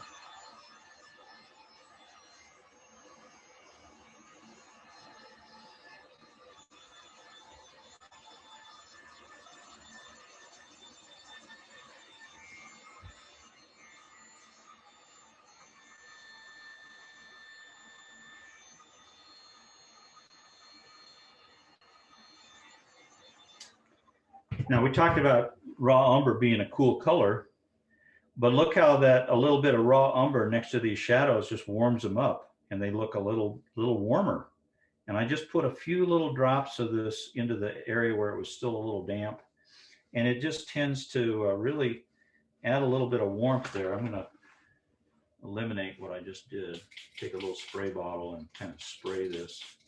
And it'll lift that pigment and it'll just start running down to the bottom of the page and soften if you just hit it with a little bit of a mist, just to soften it. Because I don't really want a lot of hard edges here in the front foreground. I don't want to draw attention to that. I want my attention to go back to the center of interest. While we're talking about shadows, you should already have sort of just some diluted wash or glaze of neutral colors in your mixing well. I'm going to take some of those same colors. They're a little bit darker than the corner of this building. And I want to bring them across through these people before I paint the people. These are little shadows back in here that they're going to be standing on top of. The shadows are kind of running behind them.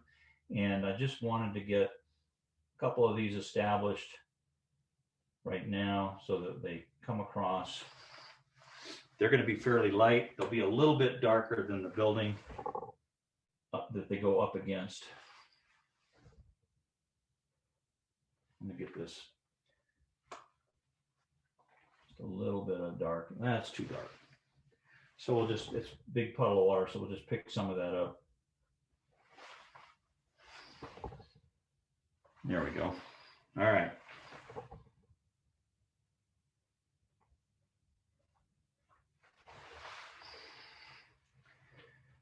And I'm going to take the back edge of that shadow and just pick a little of that up so it isn't quite so bright or dark in the back. I want it to get lighter as it goes back up into those people's legs.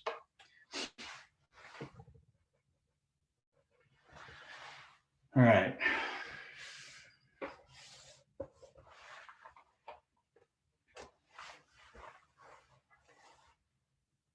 Let's move somewhere else in the painting.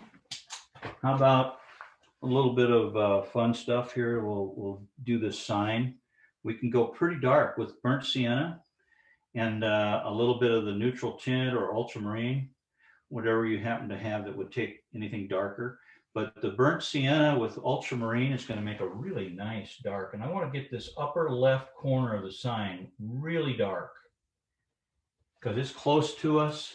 It's warm, but then I rinse my brush and I push my brush up into that dark deposit of paint, and the water grabs some of that pigment and it trickles back to the opposite corner, the lower right corner of the sign. And I might add a little bit of the Indian yellow in there just to give it some warmth. And I can just let that kind of move backwards. And now, as I zoom in on that, you can see that I've just kind of created a gradation that goes from really dark in the corner back towards the opposite lower corner of that sign.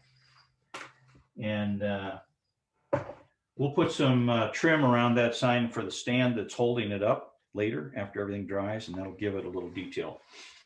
We're going to use the same colors that we just did, a little bit of the orange, the Indian yellow, and a little bit of the burnt sienna. And I want to get kind of up underneath this roof and create the underside of the soffit. And it gets a little warmer as it comes down. But then I want to get a little bit of the cobalt and some of the neutral color in there, more of a steel gray color, and create just a little bit of the bottom edge of this shadow. And then come down this way on this other part of the overhang, and then cut back so we have less shadow coming down. And then while that's wet, take a little bit of orange and drop it into this kind of steel gray color as we get down to these corners. Come back into your underside of your soffit. And what we're doing is working with this wet shape to get a little bit of a glow in that shadow. And we may soften this shadow a little bit after it has a chance to dry, but for now, I want to take that color down to this corner. And when I get to that corner, I want to mix up my darker neutral colors and cut in underneath this, this roof with a nice dark. Rinse your brush completely and then just kind of grab that color and move it in around these people's heads so that we still see the white of the people. And then we just let this kind of gray go to nothing. So you're going and you're pulling some of that orange that's in the shadow right around into this part of the back side of this building. And that's the shadow underneath this, this roof. It's a pretty deep little overhang. So it's going to create a little bit of a shadow. We're going to rinse our brush and pretty much rinse out all the rest of this, the lower part of the building because it's in sun. But we want this to be soft because I'm going to put some windows in there on top of this once it dries. And I might even take this, this little bump out and bring my shadow all the way down, just like that. And then maybe do a little bit of that on the other side, just to kind of define the fact that this building is stucco. It's got a little tone to it, and it's a little darker than the heads and shoulders of the people in front of it. And you can start to see how all of this stucco just kind of works its way up into this corner here and around behind these people without compromising that corner where the light just doesn't wrap around the corner. We're going to put details with a window and a pass through on there. We're going to do some things with this that make it kind of fun. But for now, we want that to be really kind of a patina. And I'm going to pick up a little bit of raw umber and we're going to cut in at the bottom along the road surface with a dark line, take a little bit of a water on our brush and feather that towards the viewer so that we feel like that's part of the building has gone and is sitting down in the surface of the roadway. I'm going to take a little bit of a couple of cool colors and just throw them on here as well. Not the entire length of it, but just to soften the road. So we feel like there's some texture and what do you call it? The cobblestones, the bit of the surface of the roadway in a few places that cool this road off a little. All right, I'm gonna stop there, let you catch up. Go back please, over there.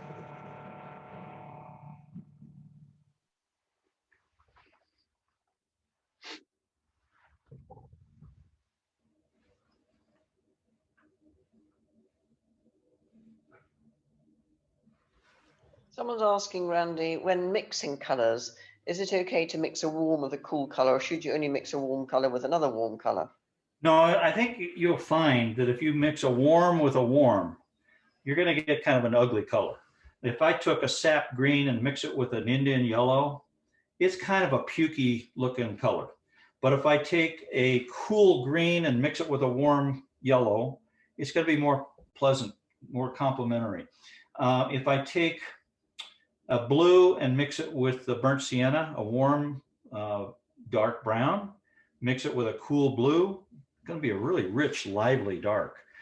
So cools mixed with warms are always going to be a fresher, nicer look than the other way around.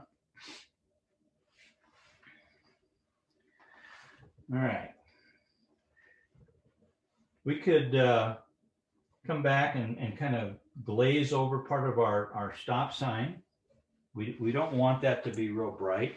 So I'm just going to drag a little bit of the background across that street lamp. And we'll just, about two little marks and we've covered up the white. We still see the negative shape, but it's not nearly as dominant as it was. We can come back with a rigger and put some darks on that later. But for now, we've just knocked it down a little bit.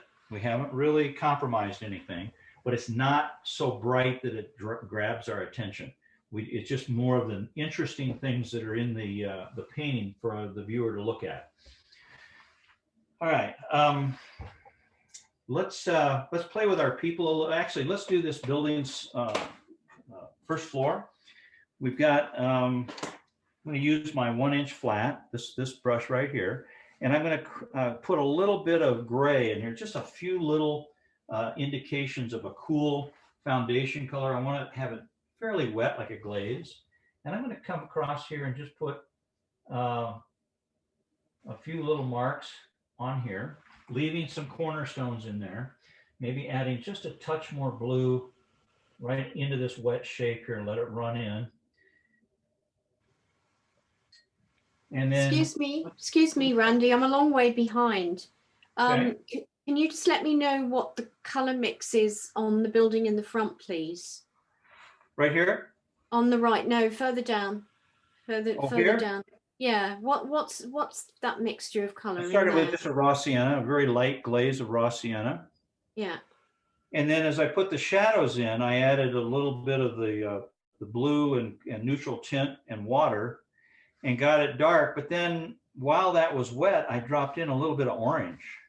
And that's where you started to get, you know, a little bit of the glow that starts to appear up underneath the eaves. And that's the reflected light that's bouncing back up underneath the eaves that makes that shadow go from a fairly rigid dark edge up into a nice warm glow within the shadow. But because this is kind of an overcast day, there's not a lot of really intense light, I came back in and pulled some of this shadow down behind this little bump out. And then I softened the rest of the shadows in a few places. And I dragged my brush right down the side of this bump out just to give it a little bit more of a dark against the light. So it feels like that little bump out is coming towards the viewer and this part is receding back. I took that same shadow color, which had some neutral tint, some cobalt, I don't know, it just had a bunch of junk from my mixing well as a neutral. And I came around underneath the eave of these barrel tiles. And you can take a little bit of ultramarine, a little bit of burnt sienna, and you can come back in now and actually put a few little marks of dark in here and then just roll the edge of your brush kind of along that edge. And it really darkens that considerably to make it feel like there's a pretty deep little bit of barrel tiles that are casting a shadow along the side of that building. And it makes it pop pretty nice. But I don't want it to get too dark all the way down because I'm going to put people in front of it. It's got to be a very light value for this side of the building. So it's all about having some nice darks underneath those tiles at the eave, but then let the building itself go more to a neutral light value. This is a little cooler. This is a little darker. I can always take a little bit of that same mix I did and bring this down to create a little more of a defined shadow where that building bumps out a little bit. You can see I'm just using water to kind of drag this across that plane. And it doesn't need to be too perfect because I'm going to come in when it dries and put a window in there and some other things that people will be in front of it. It's just a softer, lighter value that pushes back so that we can put people in front of it later. All right, now let's let that dry and move over to the other side of the painting. I'm going to do a tree. What I want to do is probably clean up my palette a little bit. I've got to find a little corner in my mixing well area so I can get something that is a little bit more blue-green with maybe a little coolness to it for the treetops, but a little yellow in there. So what I'm going to do is take a little bit of cerulean blue and mix that in the raw umber with that. Let's see what happens. It'll turn a little bit green. See how that turns green? A little bit of the raw umber and cerulean blue, and you got a very light, neutral kind of a tree color. You can always take a little bit of warmer green, like an apple green, and add to it, but not much. You want to keep it more on the cool side. Now, the flat brush is probably not the best brush to use, so I'm going to use my squirrel mop, or you can use a round, anything that's going to hold plenty of water. And we want this to be pretty loose. So I'm going to mix up my my cerulean blue again. So I've got a nice wet blue base. Got to get more paint there. And then a little bit more of the raw umber. And you can see how that's kind of a nice warm tone. And once my brush lays some water down on the tree, I can adjust that accordingly. But I'm going to just kind of come in and put a big blob around this lamppost and just use the edge of the brush to kind of carve out the negative shape for the lamp. And then I'm going to clean my brush a little bit, get more of the warmer colors, and let these wet, warmer colors hit that cooler cerulean blue.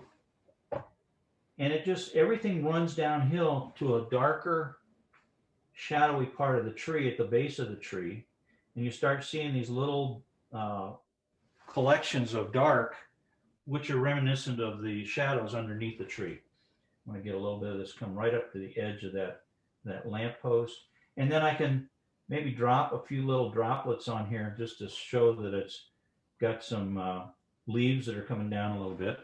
I'm going to flip my brush handle over and just drag this down and use the paint that's already coming out of this, the bottom of this tree, to be my tree trunk. And that just creates a nice little rivulets of branches that are supporting the tree itself. And it's all using the same colors. So I don't have to go mix up a new color for the tree trunk. It all stays in sort of the same family. I'm going to anchor this with maybe a little tree ring or something here at the bottom. Who knows what it is? It doesn't really matter. But it just says that there's some structure there that's around the base of that tree. Let's get some cerulean blue in here or something. Please, could we have the colors again? Yeah, I just used a little cerulean blue and raw umber, basically. And then as we got down closer to the bottom, I introduced some of the neutral stuff, the junk that was mixed up in my mixing well, to get some darker. I think there might have been a little bit of neutral tint.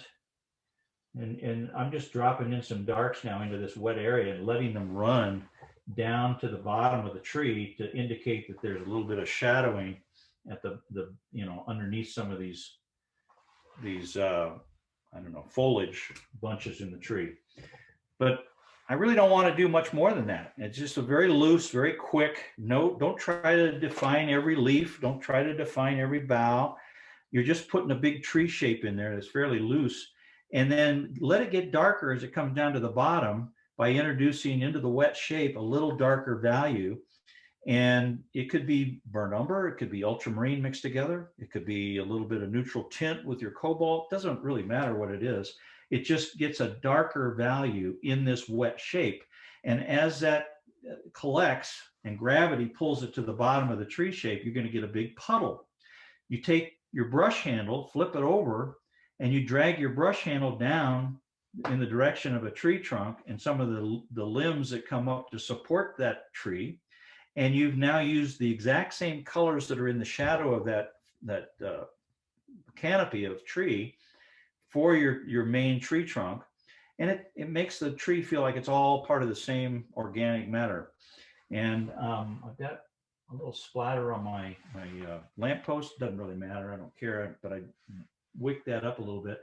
When this dries, it'll be a nice light mid-tone. There'll be some warms, there'll be some cools in it.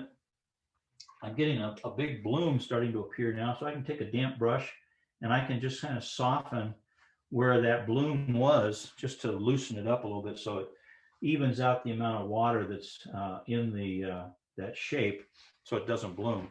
But that takes care of the whole thing. I'll wait till that dries, then I'll paint the lamppost. We'll put, some of the other detail on there. But for now, that is a nice organic shape that contrasts with all these angular shapes of our building, our series of buildings next to it. I've got I splattered my painting. I've got a big spot there. And it's better to just leave it. But if you think you can lift it, go ahead and lift it. And I'm going to take some really nice, some dark ultramarine and some burnt umber. And I'm going to just put a little bit of separation and a little shadow underneath some of these little light lamp hoods, and maybe something underneath this thing. Sometimes it works, sometimes it doesn't. It doesn't need to be very dark. It's just something to break it up so we see that there's different shapes going on in that street lamp. I'm going to take a little bit of a cooler blue and just put a little bit of something on this sign, just a little coolness on there, and maybe a little bit of pyro red.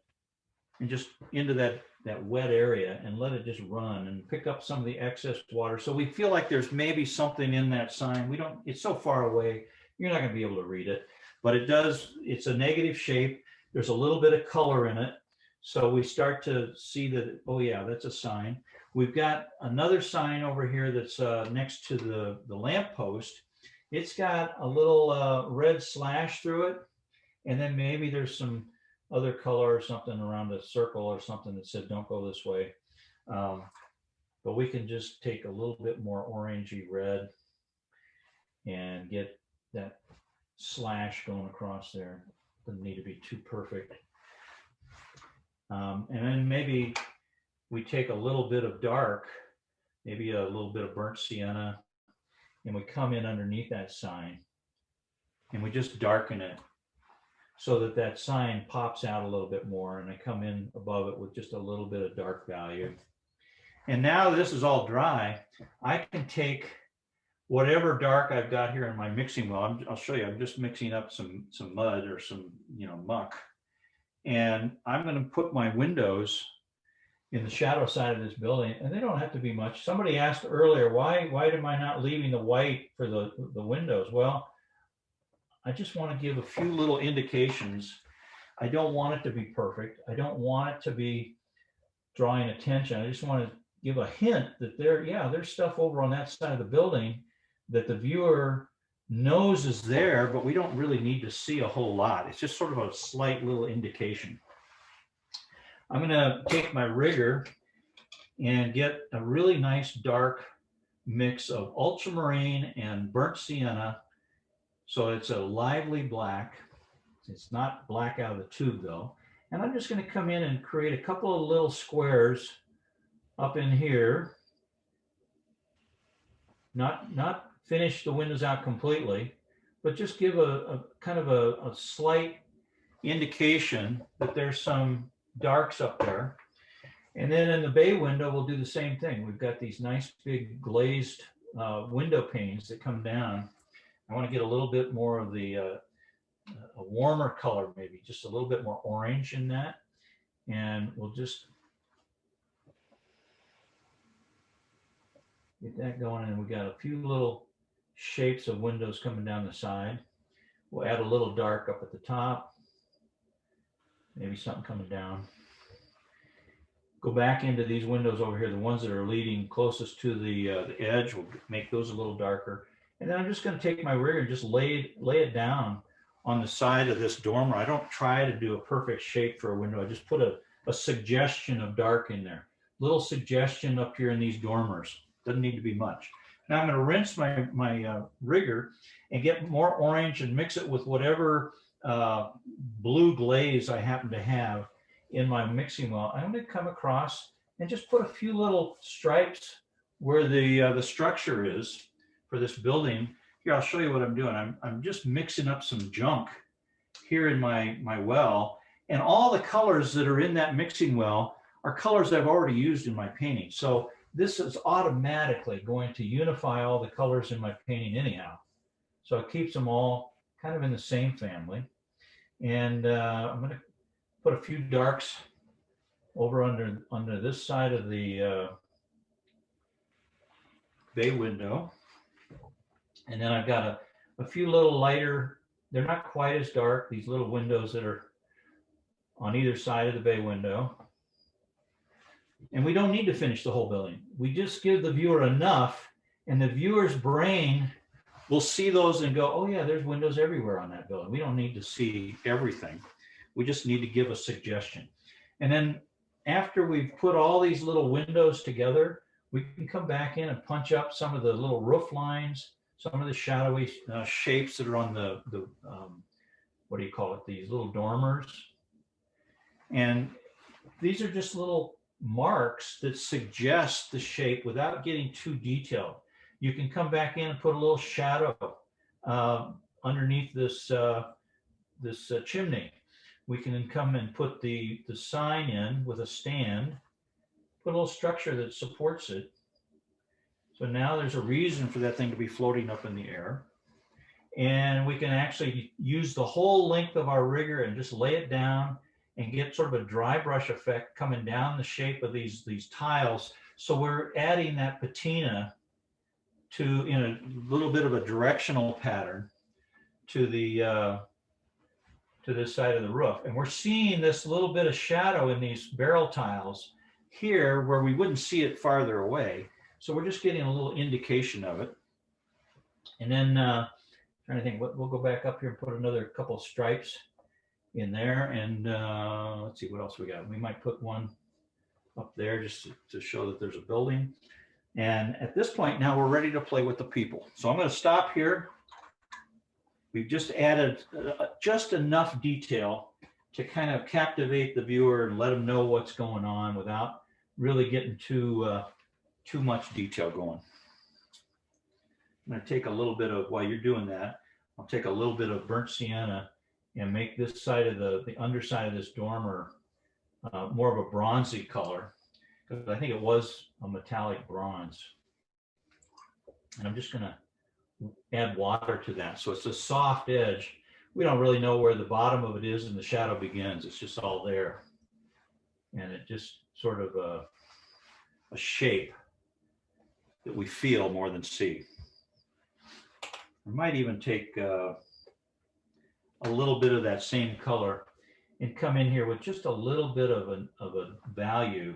It doesn't really go anywhere, but it just says there's a corner here. Clean my brush, push water up towards that, and it just pushes this background shape behind the building and makes that building come forward just a little bit.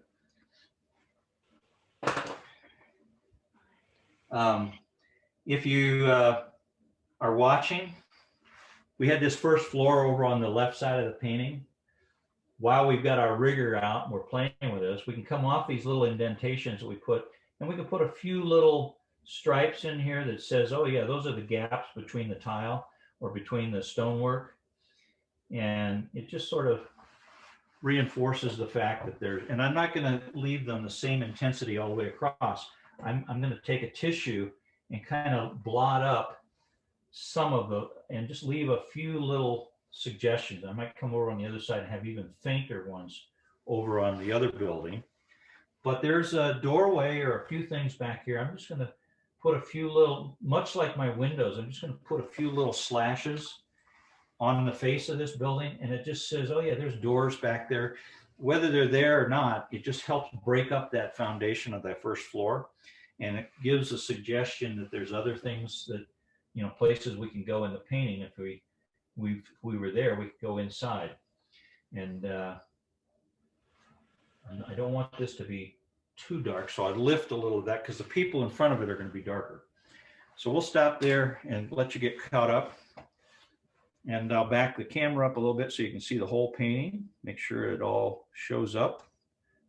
See if I can tip this a little bit.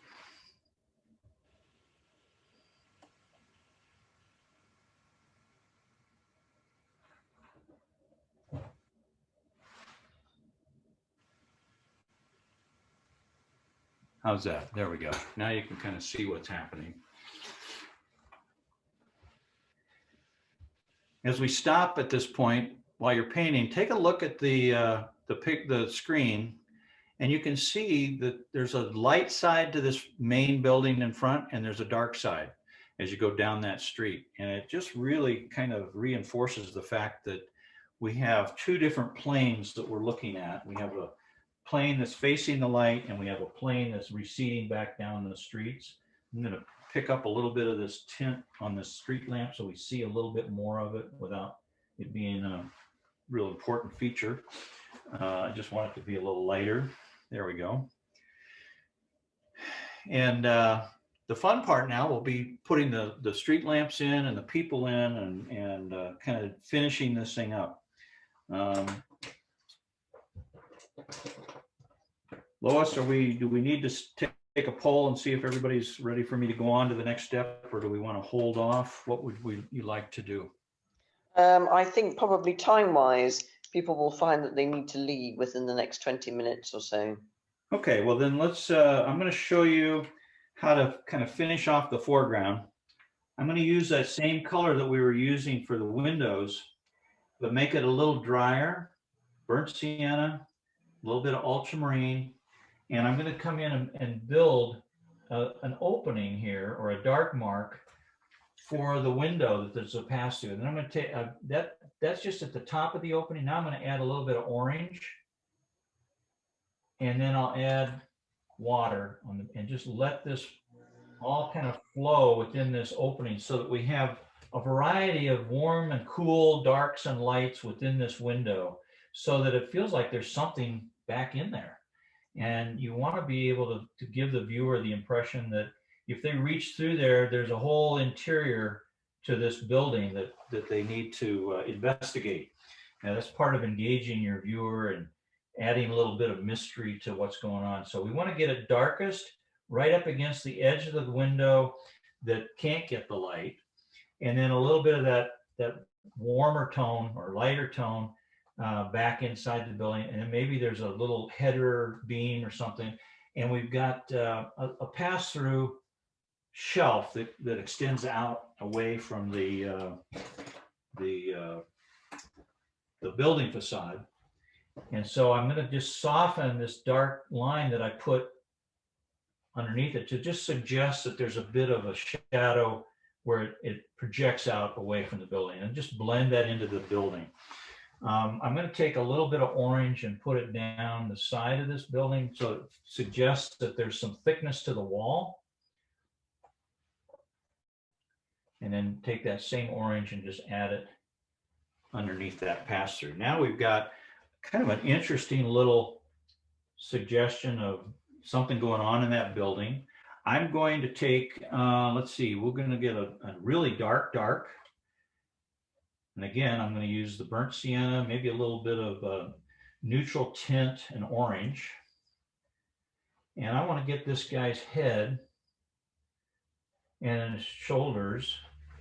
And then I'm going to rinse my brush completely, and I'm going to just drag this pigment down in a puddle of water towards his belt, or the bottom of his coat. His arm is coming down a little bit.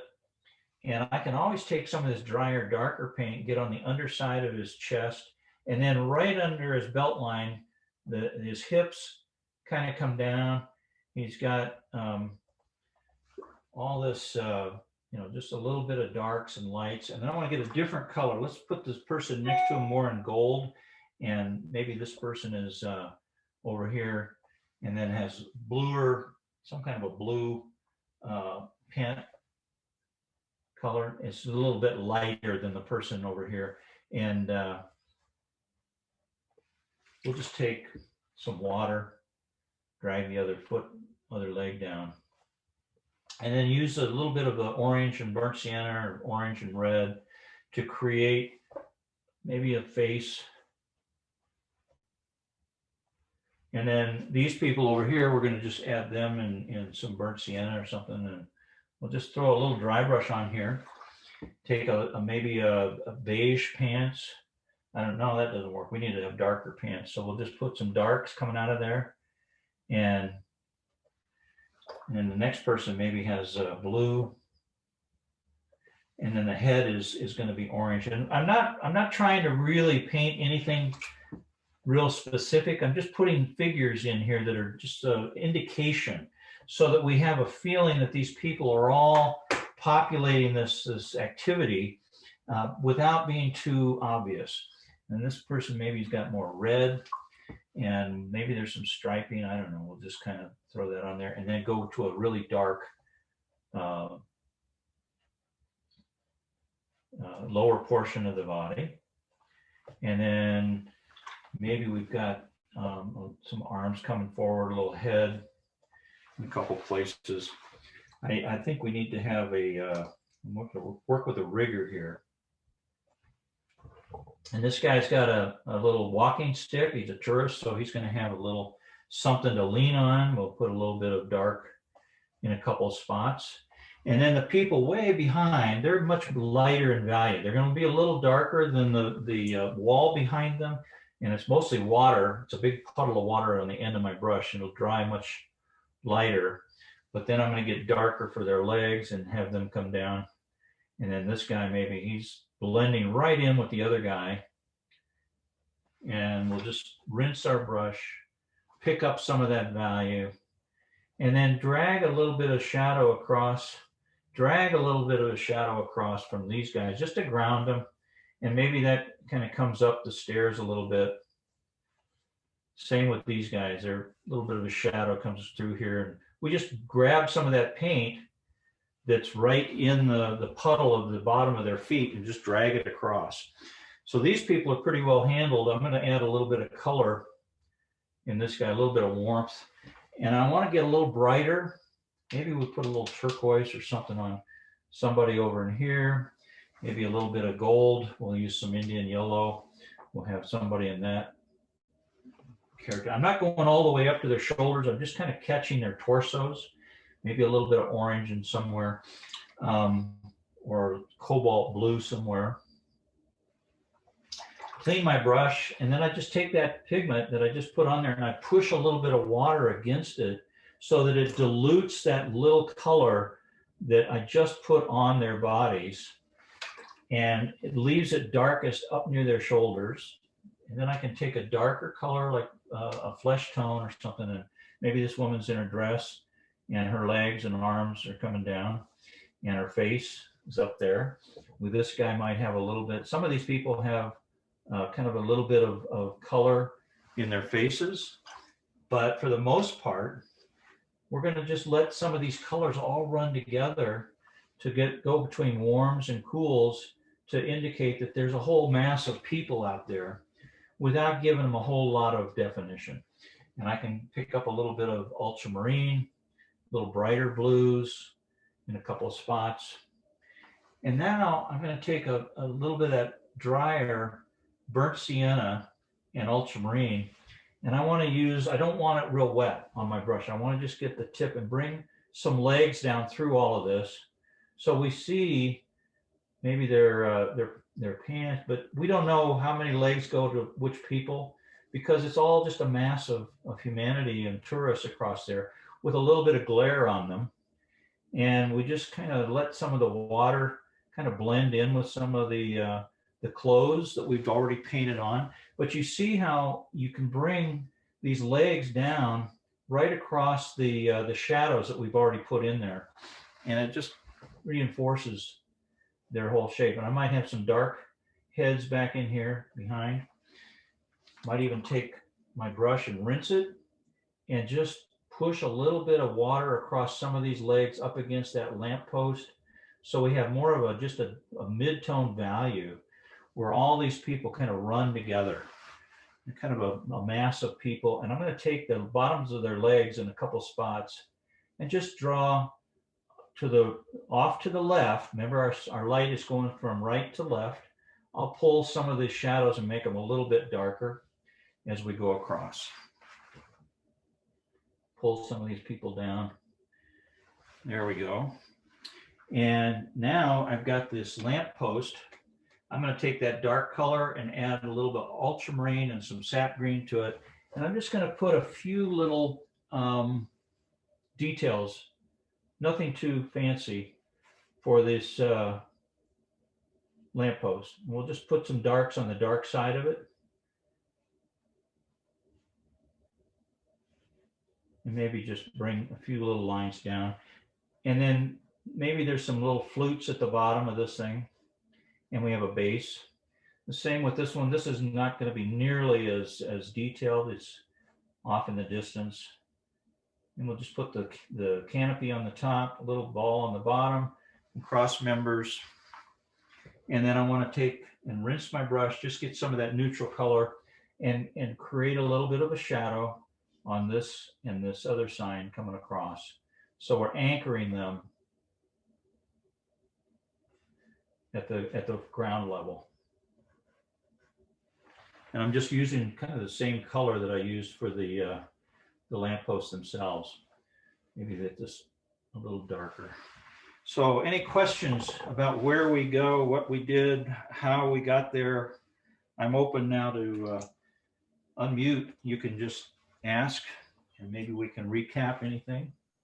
Thank you. Thank you, Randy. Sure.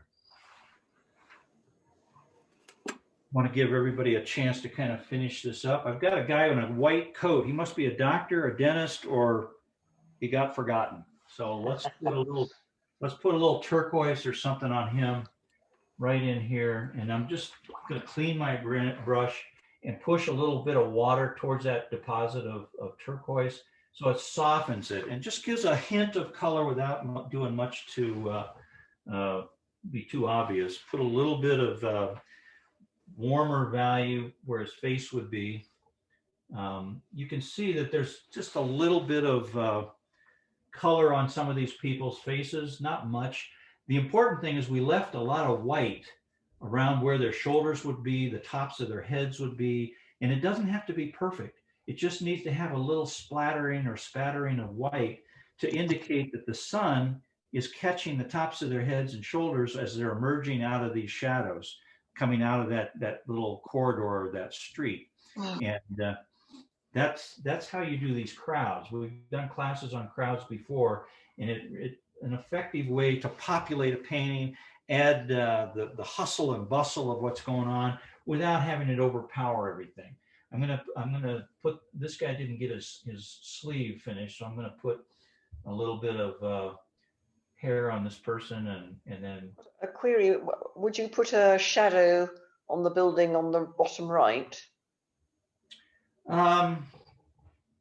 we could put a little bit more coming down towards the top of this guy's head. I wouldn't get too much, because what's going to happen is we will lose a lot. And I just want to maybe put a little bit of dark in here just to kind of create a mid-tone warm, and then maybe do the same over in here and just have a dry brush effect coming across this, just to kind of suggest that there's a modeling of light coming across it.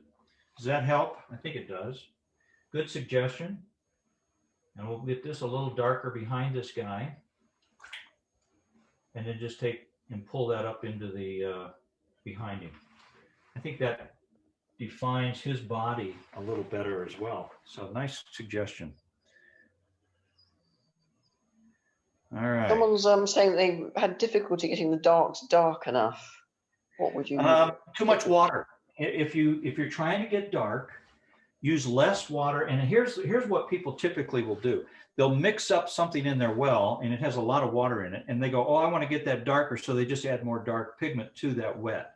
You've got to dry that area in your mixing well, because no matter how dark of pigment you drop into that wet glaze, it's never going to get dark because it's so much water. So what you have to do, I'll swing over to my palette. Let's say you want to create a dark green.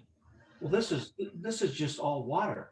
So I've got to go and get a dry spot on my mixing well, mix up a mixture of paint with ultramarine, sap green, maybe some burnt sienna.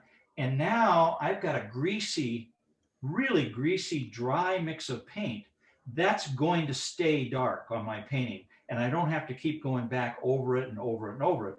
But if I tried to add these colors to a big puddle of water, it'll never go dark because there's so much water in your brush. And you've got to go drier with your mix of paint if you want to get darker.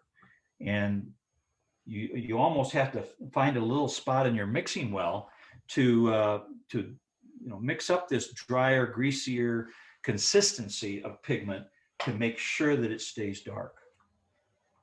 Does that make sense? I hope. Yeah, thank you.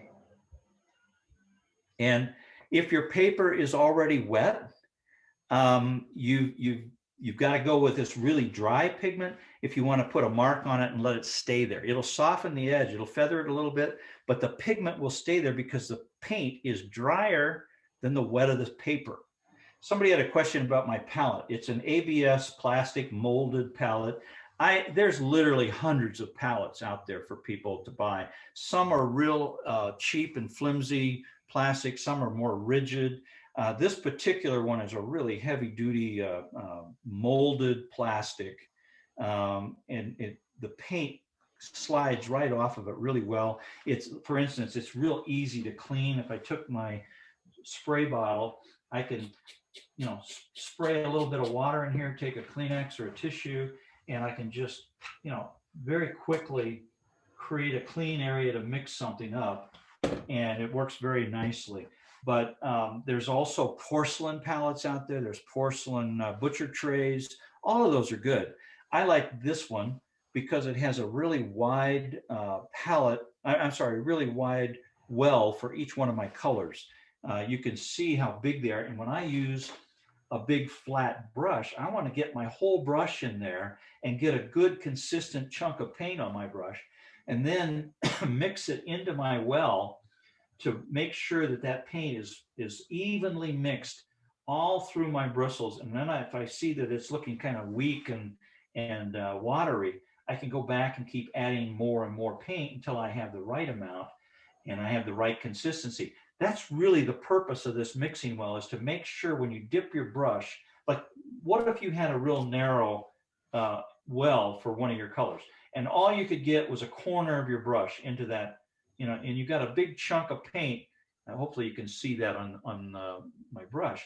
If I were to touch that paper, I would leave such a bright streak of paint on one side. So what I want to use is a nice mixing area to really work that paint evenly into my brush. So I've got a nice healthy charge of paint on my brush with an equal amount of water, so that it flows across the paper surface evenly and really leaves a nice consistent brush mark. That brush stroke then becomes a very strong, confident brush stroke without it being all streaky or splotchy. And so the palette is an important part of your toolkit to give you enough Do you have room. a brand name for the palette, please? This particular one is also a Sterling Edwards one. There's John Pike out there that are great. That's a really heavy duty plastic molded deal. Sterling Edwards had this made because he uses a lot of wide brushes as well. And this works with the wider brush. Unfortunately, it only has about 18 or 20 wells to it. And, you have to decide how many colors am I going to include in my work kit. Do I work with 18 or 20 colors? The paint manufacturers would love to have you buy 300 colors because they make more money. But you really don't need all that many colors that these companies mix up. I stick with some pretty basic colors. I have pretty much an equal mix of sedimentary mineral colors versus really staining transparent colors. The staining transparent colors are ground, the powdered pigment is ground much, much finer than sedimentary colors, which are made from real minerals like cobalts, umbers, siennas, trying to think of some manganese. Anything that has a name that sounds like a mineral is a sedimentary color, and it's going to granulate. Anything that's got a chemical name, a quinacridone, an indrothene, names like that, those are made in a lab, and they are produced far, far, far finer ground pigments. So consequently, they work their way into your paper very quickly, and they stain the paper, and they give you an incredible transparency.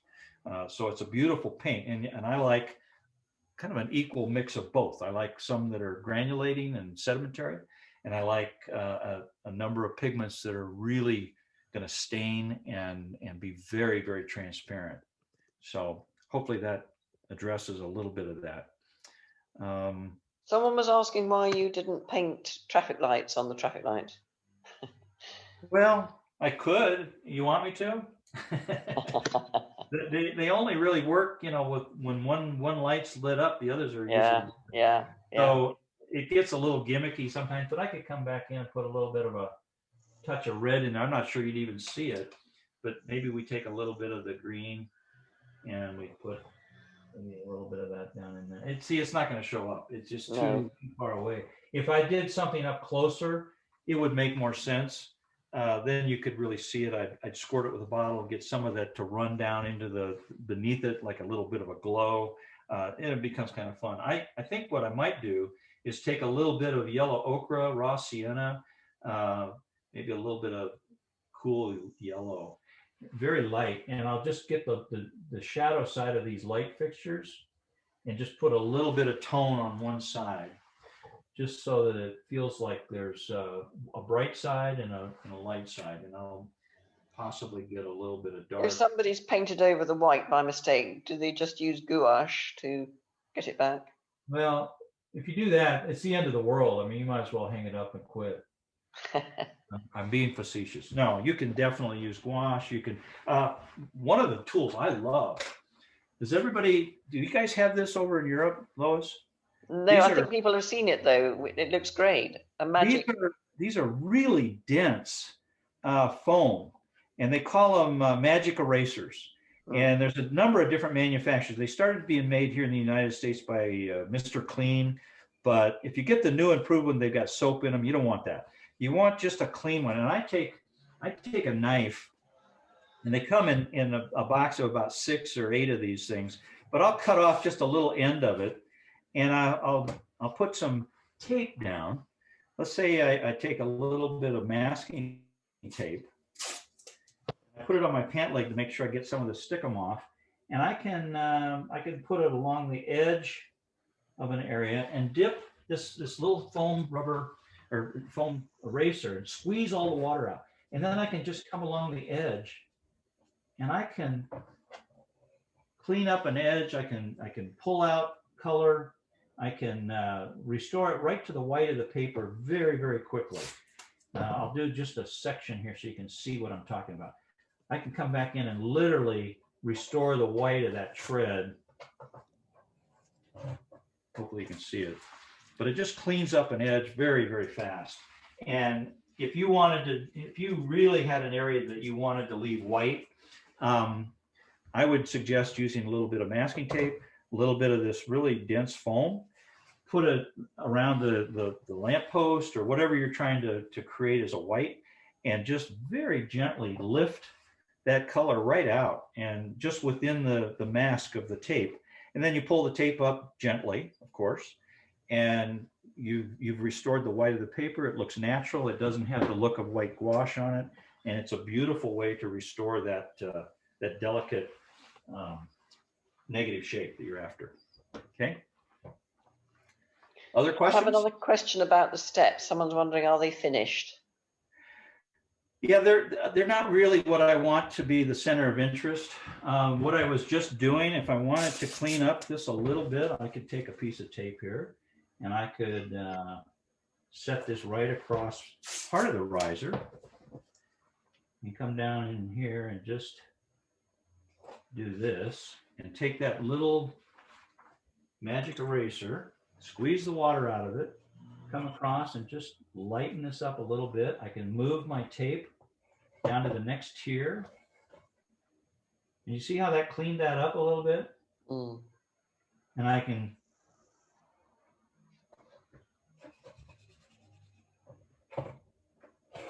so our steps are done. They have just a little hint of shadow going across them to kind of tell us that this is going uphill. Yeah. But I don't really want the steps to overpower the painting. I want them to just kind of lead us into this painting as a circular pattern to bring us back to our center of interest. Thank you. Yeah.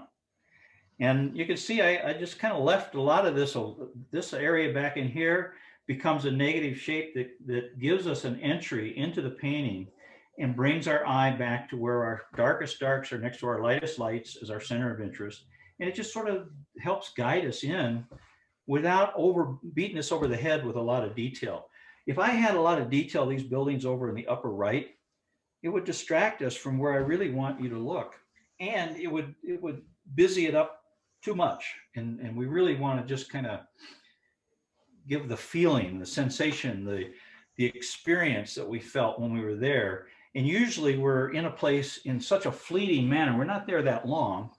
So we're just trying to give the flavor of what we experienced when we were in a particular location. And I think this approach kind of does it. If I were to paint this again, I would probably, without doing a class, I could probably paint this in about 20 minutes because it's going to go very, very fast and I'm moving on.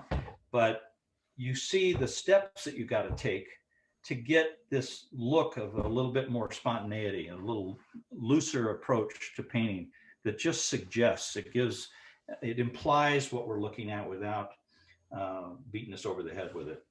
I can see I want to take a little bit of rigor and put a little bit of the tile on this coming down. Just stands out against that lighter value.